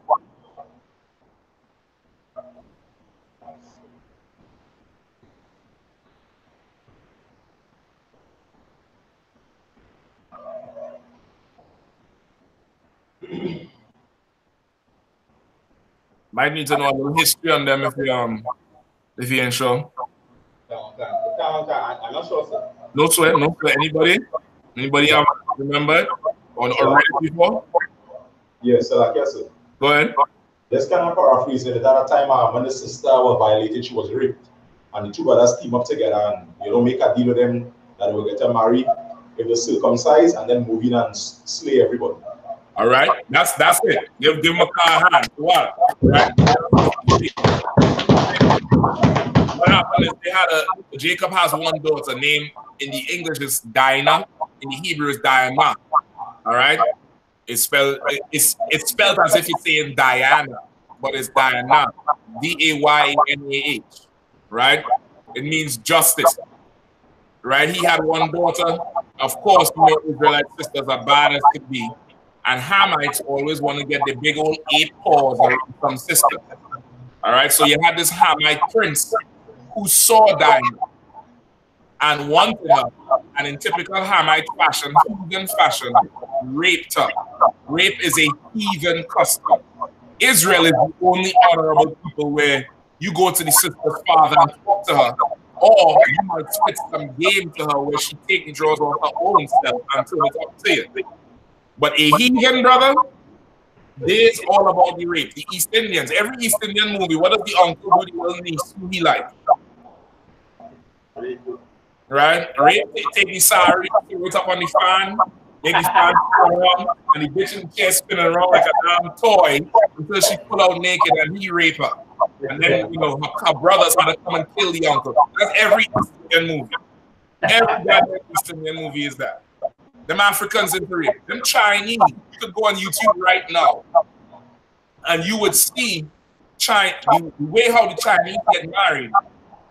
There would be an arranged wedding, but the man and his friends would go kidnap the girl and he'd rape her and that get married. And then they'll have fun. Right? Rape is it's a full out heathen custom. So these Africans raped the sister and then came back to Jacob and asked Jacob to marry her. Right? And of course, you can imagine, like any father, Jacob was lit. Jacob was lit and would have cut everything off. Cut the heads off, bled them. But it was Jacob, his 12 sons, and his daughter and his woman, their servants. They were small people. We wasn't even a nation back then. You understand? What Jacob did, for the natural, for the preservation of the family, Jacob made a deal with them that he would let them marry. Now, this deal, this idea came from Simeon and Levi, right? Simeon and Levi said, "Nah, you can't marry our daughter." They say, "Why?" They say, "Listen, we have a custom of being circumcised. You're uncircumcised, and that's complete." They agreed to circumcise to do it. Simeon and Levi said, "Nah, not just the prince. Every one of you all had to be circumcised if we're going to approve this marriage." Of course, them Hamites watching Eve over there looking bad as could be after they done raped the sister. Them Hamites say, "All right, no problem." They say, "We will do it, all right? We gonna do it." And they cut the foreskin off the rod themselves as grown men. This ain't babies. Yeah, baby getting circumcised is painful enough, but of course, a baby, you could give him some sedatives, knock him out. He gonna be all right in a couple of days. As a grown man, brother, you do that shit, you fucked up for some weeks there. They solidified the deal with Jacob. Jacob said, right, deal, everybody shake. Boom, them Hamites go, cut the fork, laying up in the little mud hut somewhere, sapping the rod with something to keep the blood down. And Simeon and Levi said, all right, nigga, let's go in there and clean them up. And Simeon and Levi went and killed every goddamn Hamite. Get Simeon and Levi a hand. So what? Honor of their woman, they was right. But they disobeyed their father and he was wrong for that. But it was right. But it was wrong. They was right in the spirit. The actions was wrong. You understand? The actions was wrong. But they was right in the spirit. But what happened is they put the whole tribe in danger. They put the whole family in danger at that point. You understand? And Jacob was angry with them. And Jacob said, "Cursed be thy anger." Right? Read the next verse. Verse 7. Cursed be their anger, for it was fierce, and their wrath, for it was cruel. Right? The Lord said, listen, cursed be their anger. It was fierce, and their wrath, it was cruel. The Lord said, listen, y'all two niggas, boy, y'all something else. Y'all something else. I'm going to have to separate y'all in Israel. Because when y'all two niggas get mad, entire families die. I'm going to have to make sure y'all never come together again. Yeah, go ahead. So like I said, even now, I mean, you would know a bit more, but when you look at the history of the Dominicans in the US and the Haitians, they are a very feared people in terms of people give them the space because they know how cruel they can be. Okay, that's every tribe. Yeah. That's every tribe. That's you might not remember, but there was a time Benjamin was feared up here like crazy with the shower pussy. Okay. Man, you from Jamaica, you from Trinidad, you from Guyana? Shit. Ain't nobody trying to mess with you with that shit. It was that, I think that's every tribe. Every tribe has that. You get me? But for sure, Simeon and Levi, the Lord had to put something to stop it. You get me? He had to put something in there to stop it, and he said he separated them within Israel. Keep reading. I will divide them in Jacob and scatter them in Israel. Right? He will divide them in Jacob. So they're divided. That island they're on is the island of Hispaniola. One side is Haiti, the other side is Dominica. You would think it's two separate islands. They are on the same island. They are separated in Israel. You understand? Separated. All right, so that's Simeon and Levi. So we are Reuben first, Simeon second, Levi third. Who's fourth? Give me verse 8. Verse 8. Judah, thou art he whom thy brethren shall praise. Thy hand shall be in the neck of thine enemies. Thy father's children shall bow down before thee. Something up with the sound there, boy. Something was going off. Something ringing. Yeah, man. Something messing up my sound, man.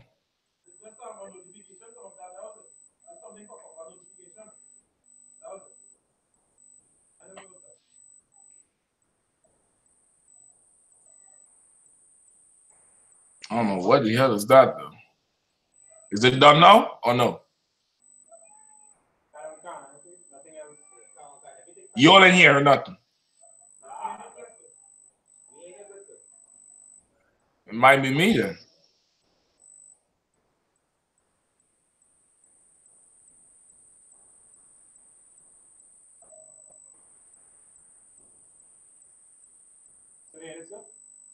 Yeah, I hear it big time over here, boy.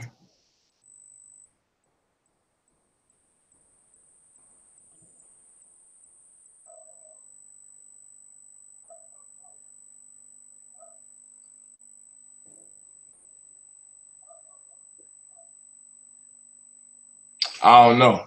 I'm gonna continue. If you're hearing me, Tawab? All right, ain't no sweat. All right.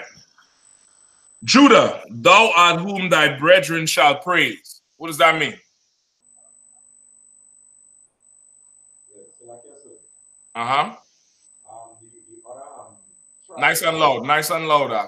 For some reason, this thing jamming up right here. So all the other tribes is going to acknowledge Judah as not only the head tribe, but the tribe that the king of Israel comes out from. Okay, that's true. But okay, remember the last days. Does all Judah's brothers recognize Judah as the head tribe? So then that wouldn't be the right explanation for it. You see what I'm saying? Go ahead. I don't know if this may be addition in terms of the truth springing out primarily from the tribe of Judah. Okay, that's not what this means. Different. Okay, let's think practically and different. Judah is who his brethren shall praise. Go ahead.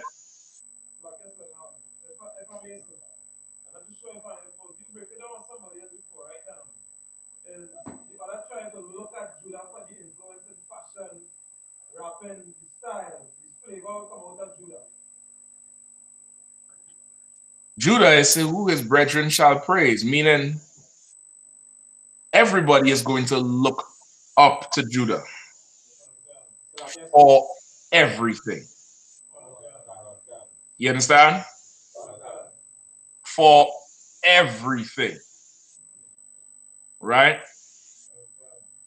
I mean, everything that Tazwa just said is it. The music, the fashion, the sports, everything. You understand? That's the spirit of who Judah will be in the last days. Right? This particular brother, all his brothers are going to look to him for everything. You understand? Martin Luther King is a Judite. All 12 tribes, even Hispanic tribes, learn about Martin Luther King and what he fought for.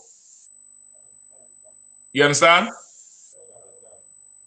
You talk about music and all that stuff. Everybody looks to Judah for everything.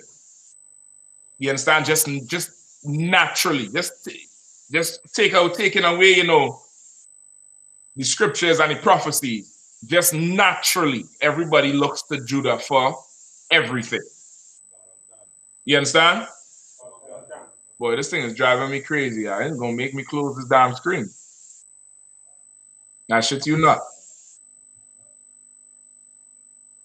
Hold on, brother. Hold on.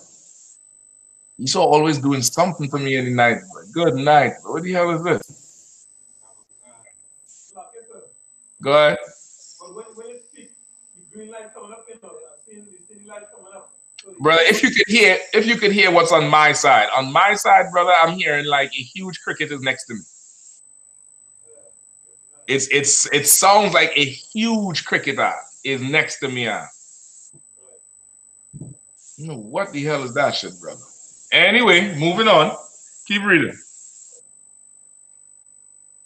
Judah, thou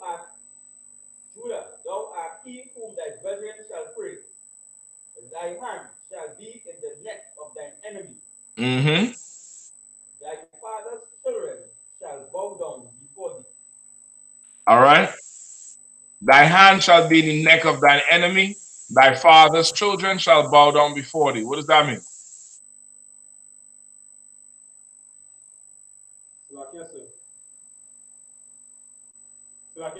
I'm hearing you. Go ahead. Does it mean that Judah will have the ability to take down his enemy?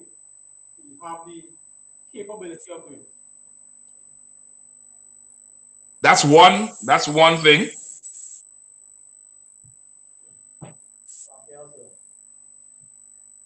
Go ahead. Hold on. Bear with me 1 second, Akim. I'm gonna try this. If it log off, then It's, you know, it is what it is. Hold on 1 second.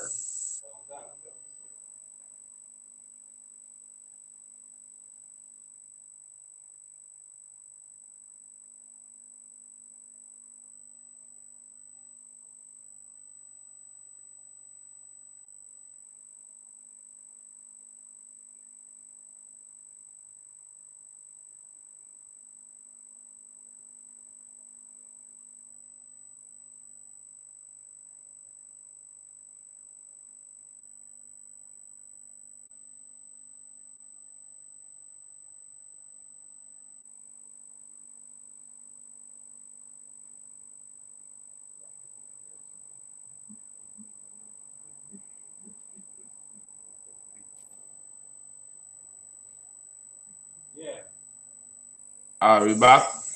And I'm still hearing this goddamn thing. What the hell is that? That's insane. All right. We just had to rock with it then. On.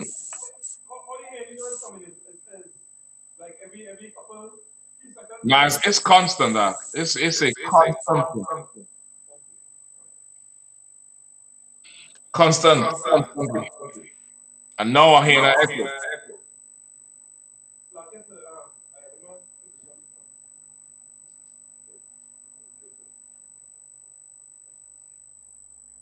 All right.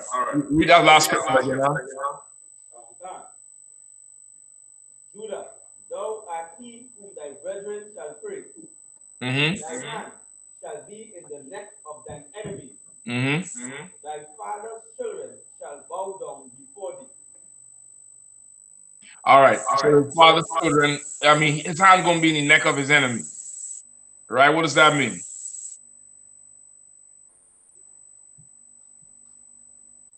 Who's on the back there, Brian? Go ahead.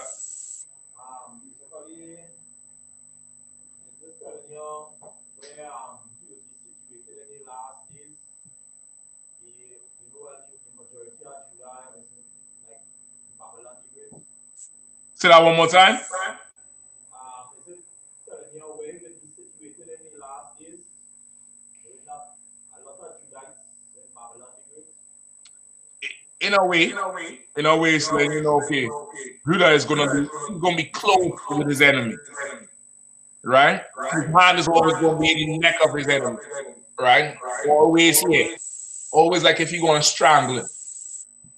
Right? So it's letting you know Judah operates very close with his enemy. Also, Judah has a propensity, Judah loves to fight. Right? It's very much engaged and intrigued with conflict.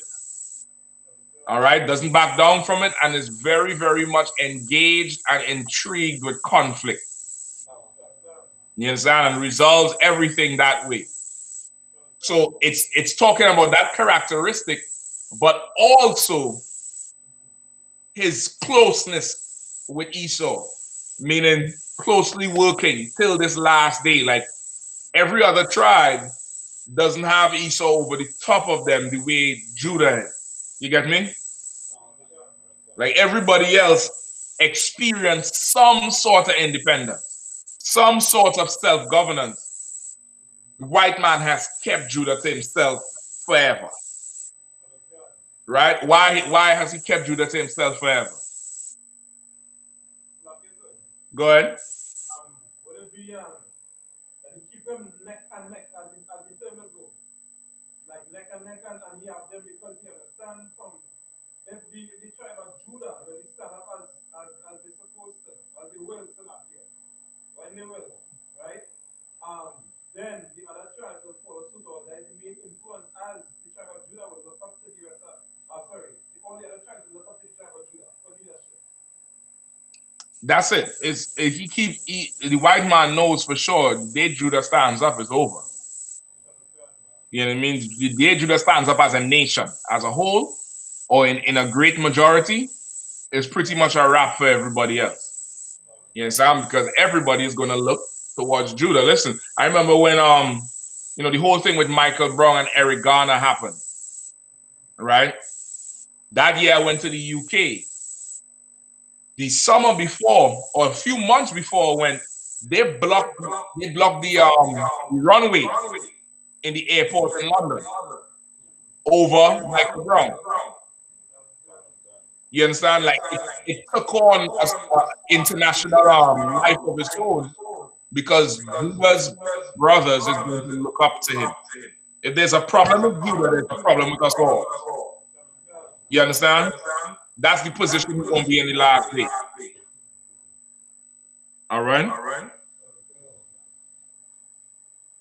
And of course, thy father's brethren shall bow down before thee. What does that mean? Go ahead.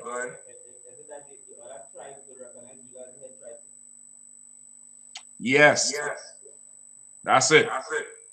Right? In spirit, everybody else already bowed down to Judah because why? Everybody looks up to Judah. There's going to come a time this is going to be very much a physical condition. You understand? And of course, in spirit, it's a prophecy for the King Yahawashi, because he comes from the tribe of Judah. All right, keep going. Verse 9. Judah is a lion's whelp. From the prey, my son, thou art born up. He stooped down. He couched as a lion, and as an old lion, who shall rouse him up? Right?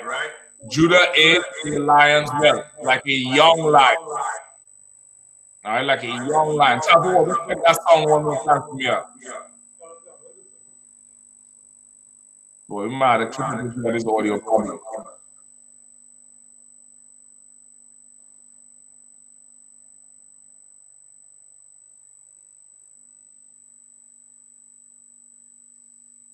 Test one. Still have another left.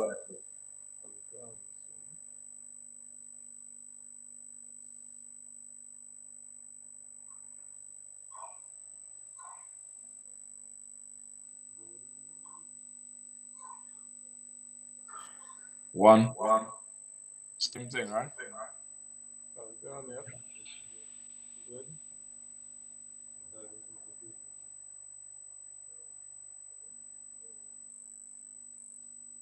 Right? Judah is a lion. He's like a young lion. Right? And a gun, right? That's all. Gun. Yeah, correct.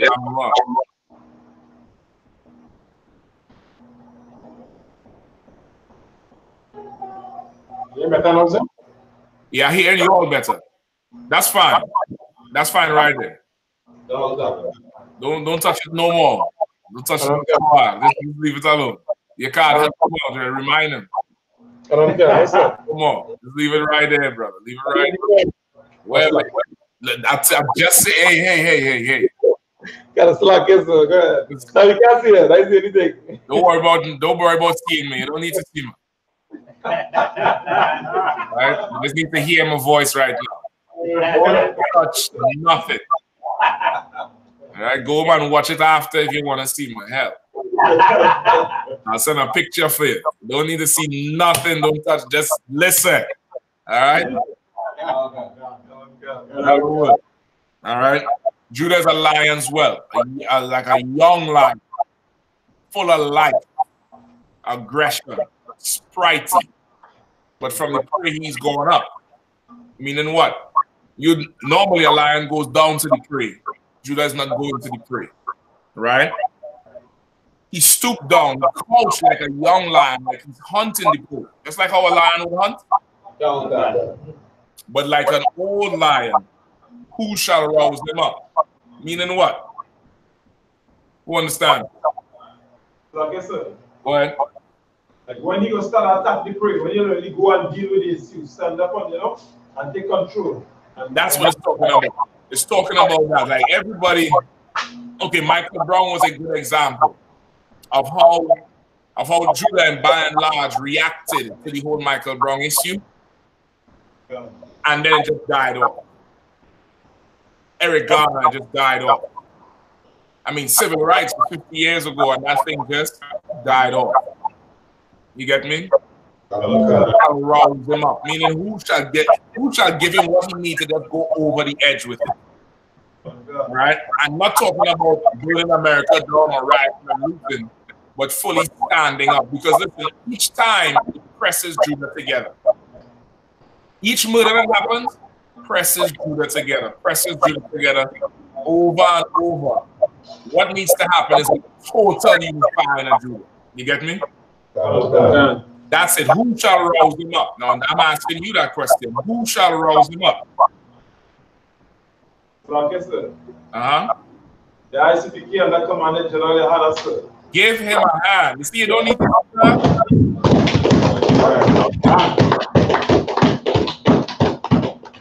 You don't need to see me at all.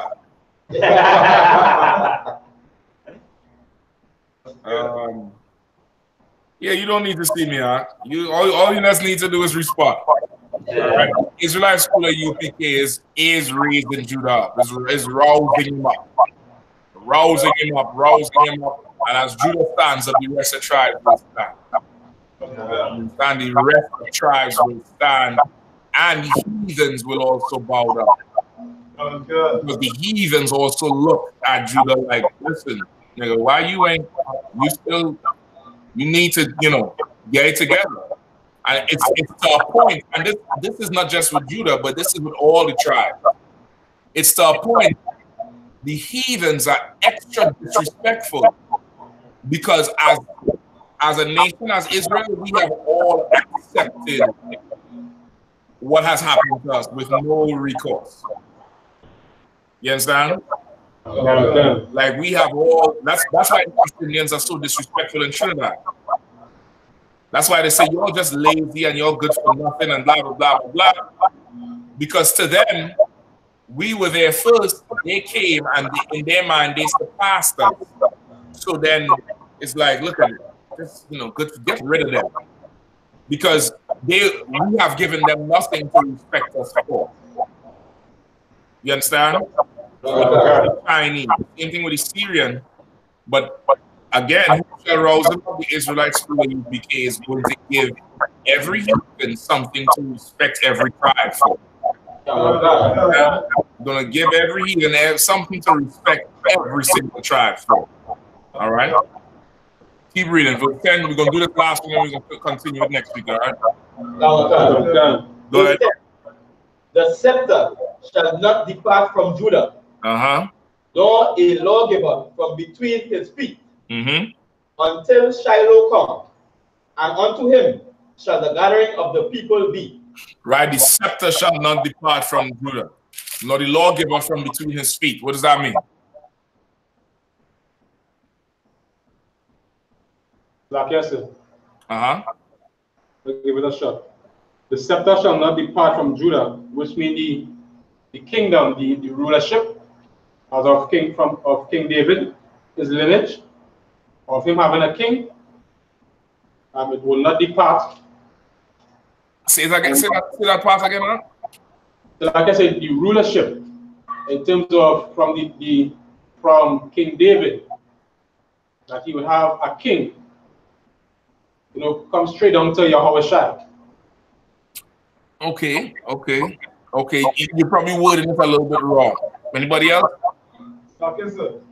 If I may add to what he says, the promise of rulership that the Most High gave to King David, right, will not depart from the tribe of Judah.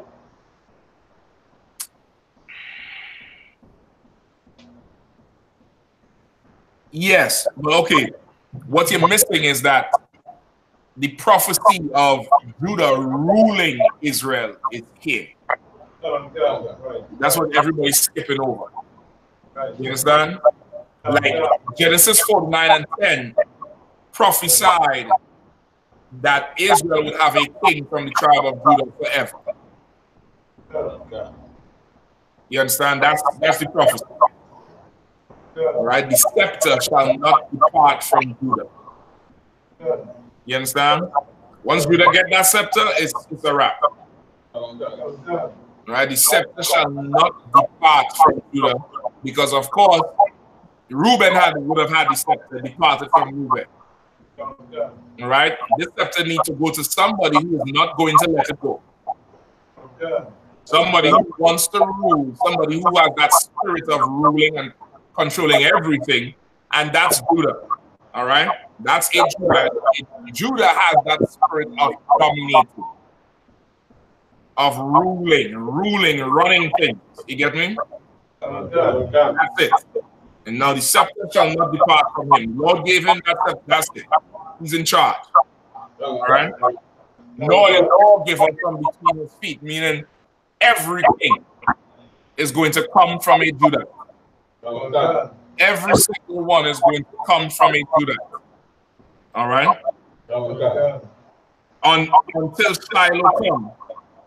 And until him shall be the gathering of the people. What does that mean?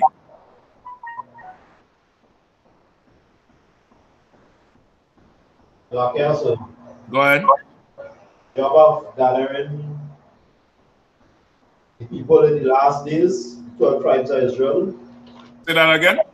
I see the job of gathering 12 tribes of Israel in the last days. Fall on Judah. No. Because why? Because we will all be a nation of kings and priests. All right? We're all a nation of kings and priests. Gathering 12 tribes must not solely fall on Judah, because if that's the case, he couldn't be a priest and prophet. Right? So what does that mean? So like I said. Go ahead. Yeah, if I may say, is this referring to Yahweh coming to destroy the kingdoms and gather the nation of Israel together as one? Right. Until Shiloh comes. Shiloh means peace, or the peaceable one. Okay. Right? The scepter shall not depart from Judah until that peaceable one comes. But he's going to be the last king. There's going to be no more kings after him. He's going to run it forever. All right? And unto him shall the gathering of the people be. And if it wasn't for Christ, we would never come together. We would never ever come together if it wasn't for Yahweh and Christ. You're all in that room, brother. The only reason you're all there is because of Yahweh. Other than that, you all would be passing each other straight, committing adultery with each other's women, stabbing each other, robbing each other, killing each other. Other than that, we would be a national mess. You understand? If it wasn't for, listen, if you want to see what life is without Yahweh, look at the rest of Trinidad. Look at the rest of the country. Look at your Sealots, look at your Betham, look at your John, look at your Arima, look at your, Pinto, Wallowfield, look at your Library, look at your Point.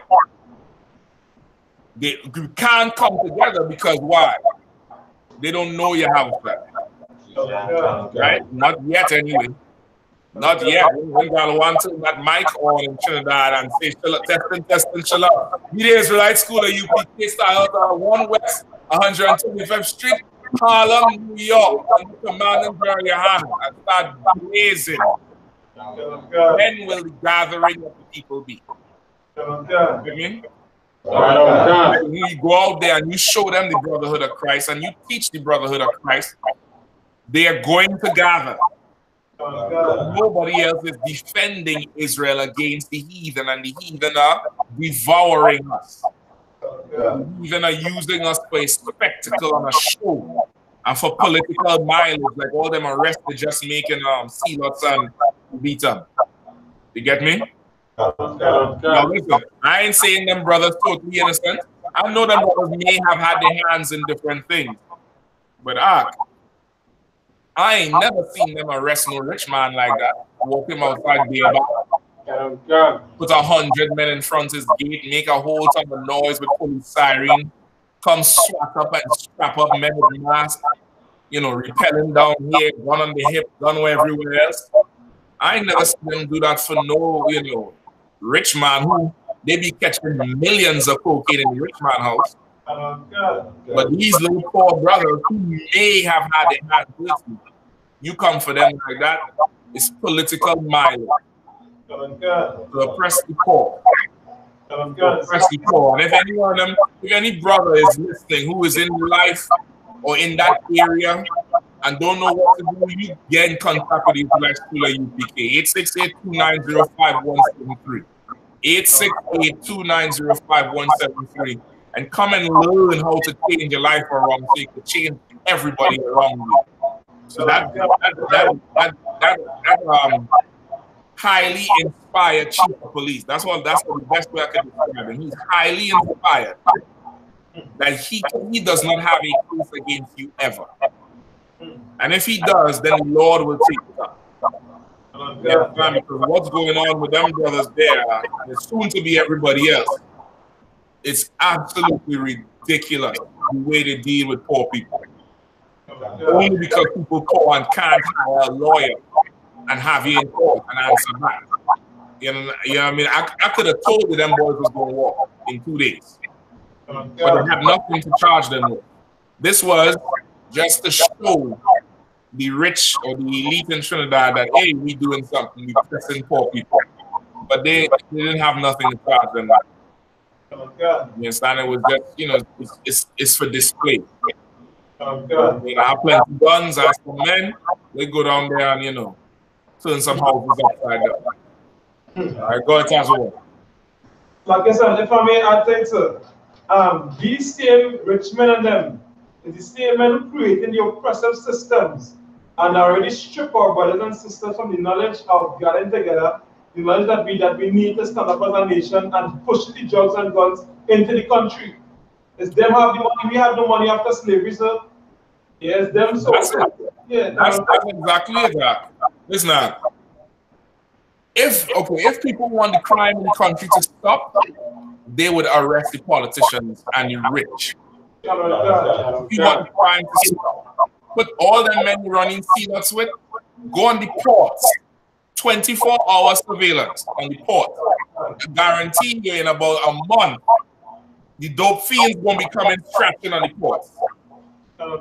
You understand? They're going to be coming scratching on the ports. They're going to be some killing for the drug short, but you're going to see what really causing the crime. You get me? But all that aside, the job we have is going to be to fish them brothers into the truth in the service of your house and build 12 tribes back up. We can have these heathens so we can run in their house at 2, 3 in the morning or 9 o'clock in the morning and just, you know, arrest them for 2 days for nothing. You understand? My guy, if he put his clothes on, he half naked, you arrested him saying you're going to charge him. What kind of disrespectful way to parade poor people like that? They will never do that to an East Indian. They'll never do that to a Chinese. They'll never do that to a Syrian. And by no means am I saying these men are innocent. But I'm surely not saying they're guilty either. You get me? I'm surely not saying that either. But where they need to look is amongst these heathens, because that's the problem in every society, heathens. All right? We're going to keep it there for tonight. We're going to pick up on it next week. All right? I want to make sure you'll have this all the way down pat. All right? With that, I'll pass the pastor to the priest and Officer Matt.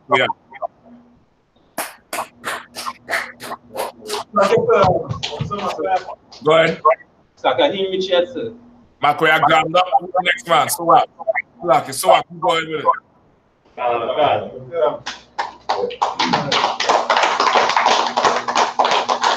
Somebody check the Macquarie, see how he doing, all right? Is he at the slave or he jammed up? No, he just jammed up, see, that's all right, no, sir. Just check on and make sure everything's so hard with the brother, all right? Yeah, all right.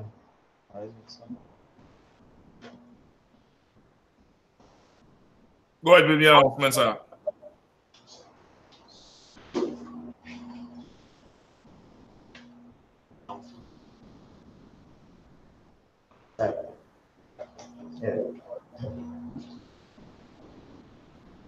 Security announcement.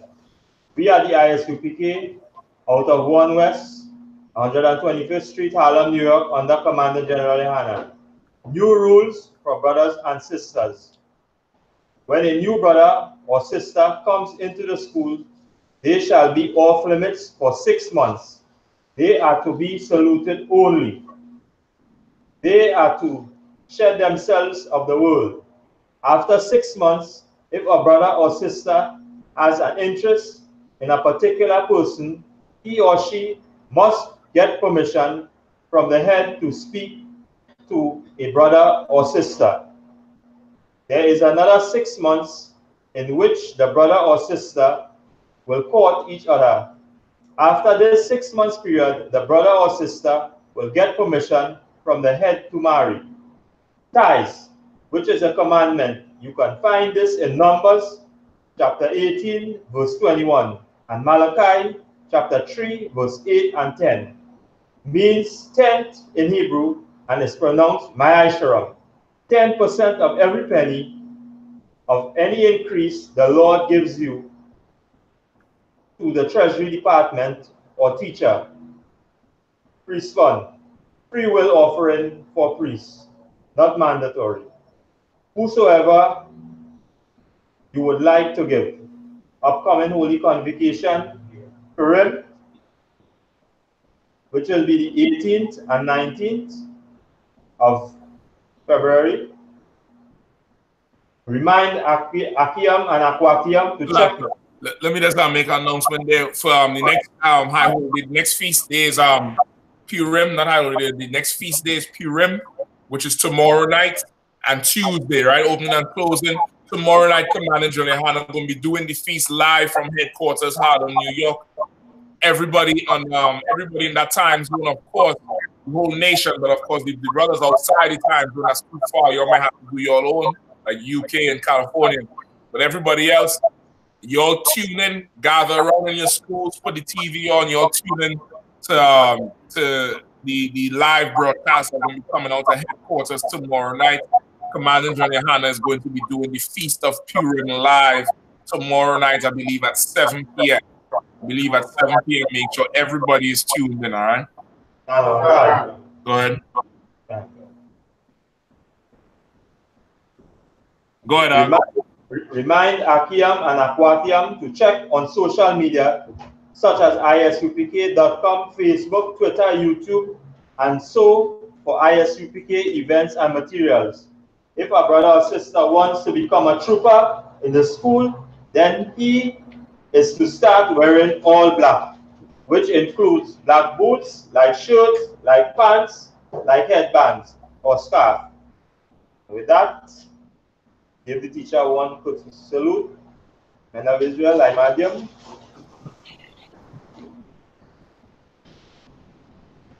I Madiam Shabbat. I Madiam Barak. Yahweh Hashem Yahshua Yahweh Hashem Yahshua Animata.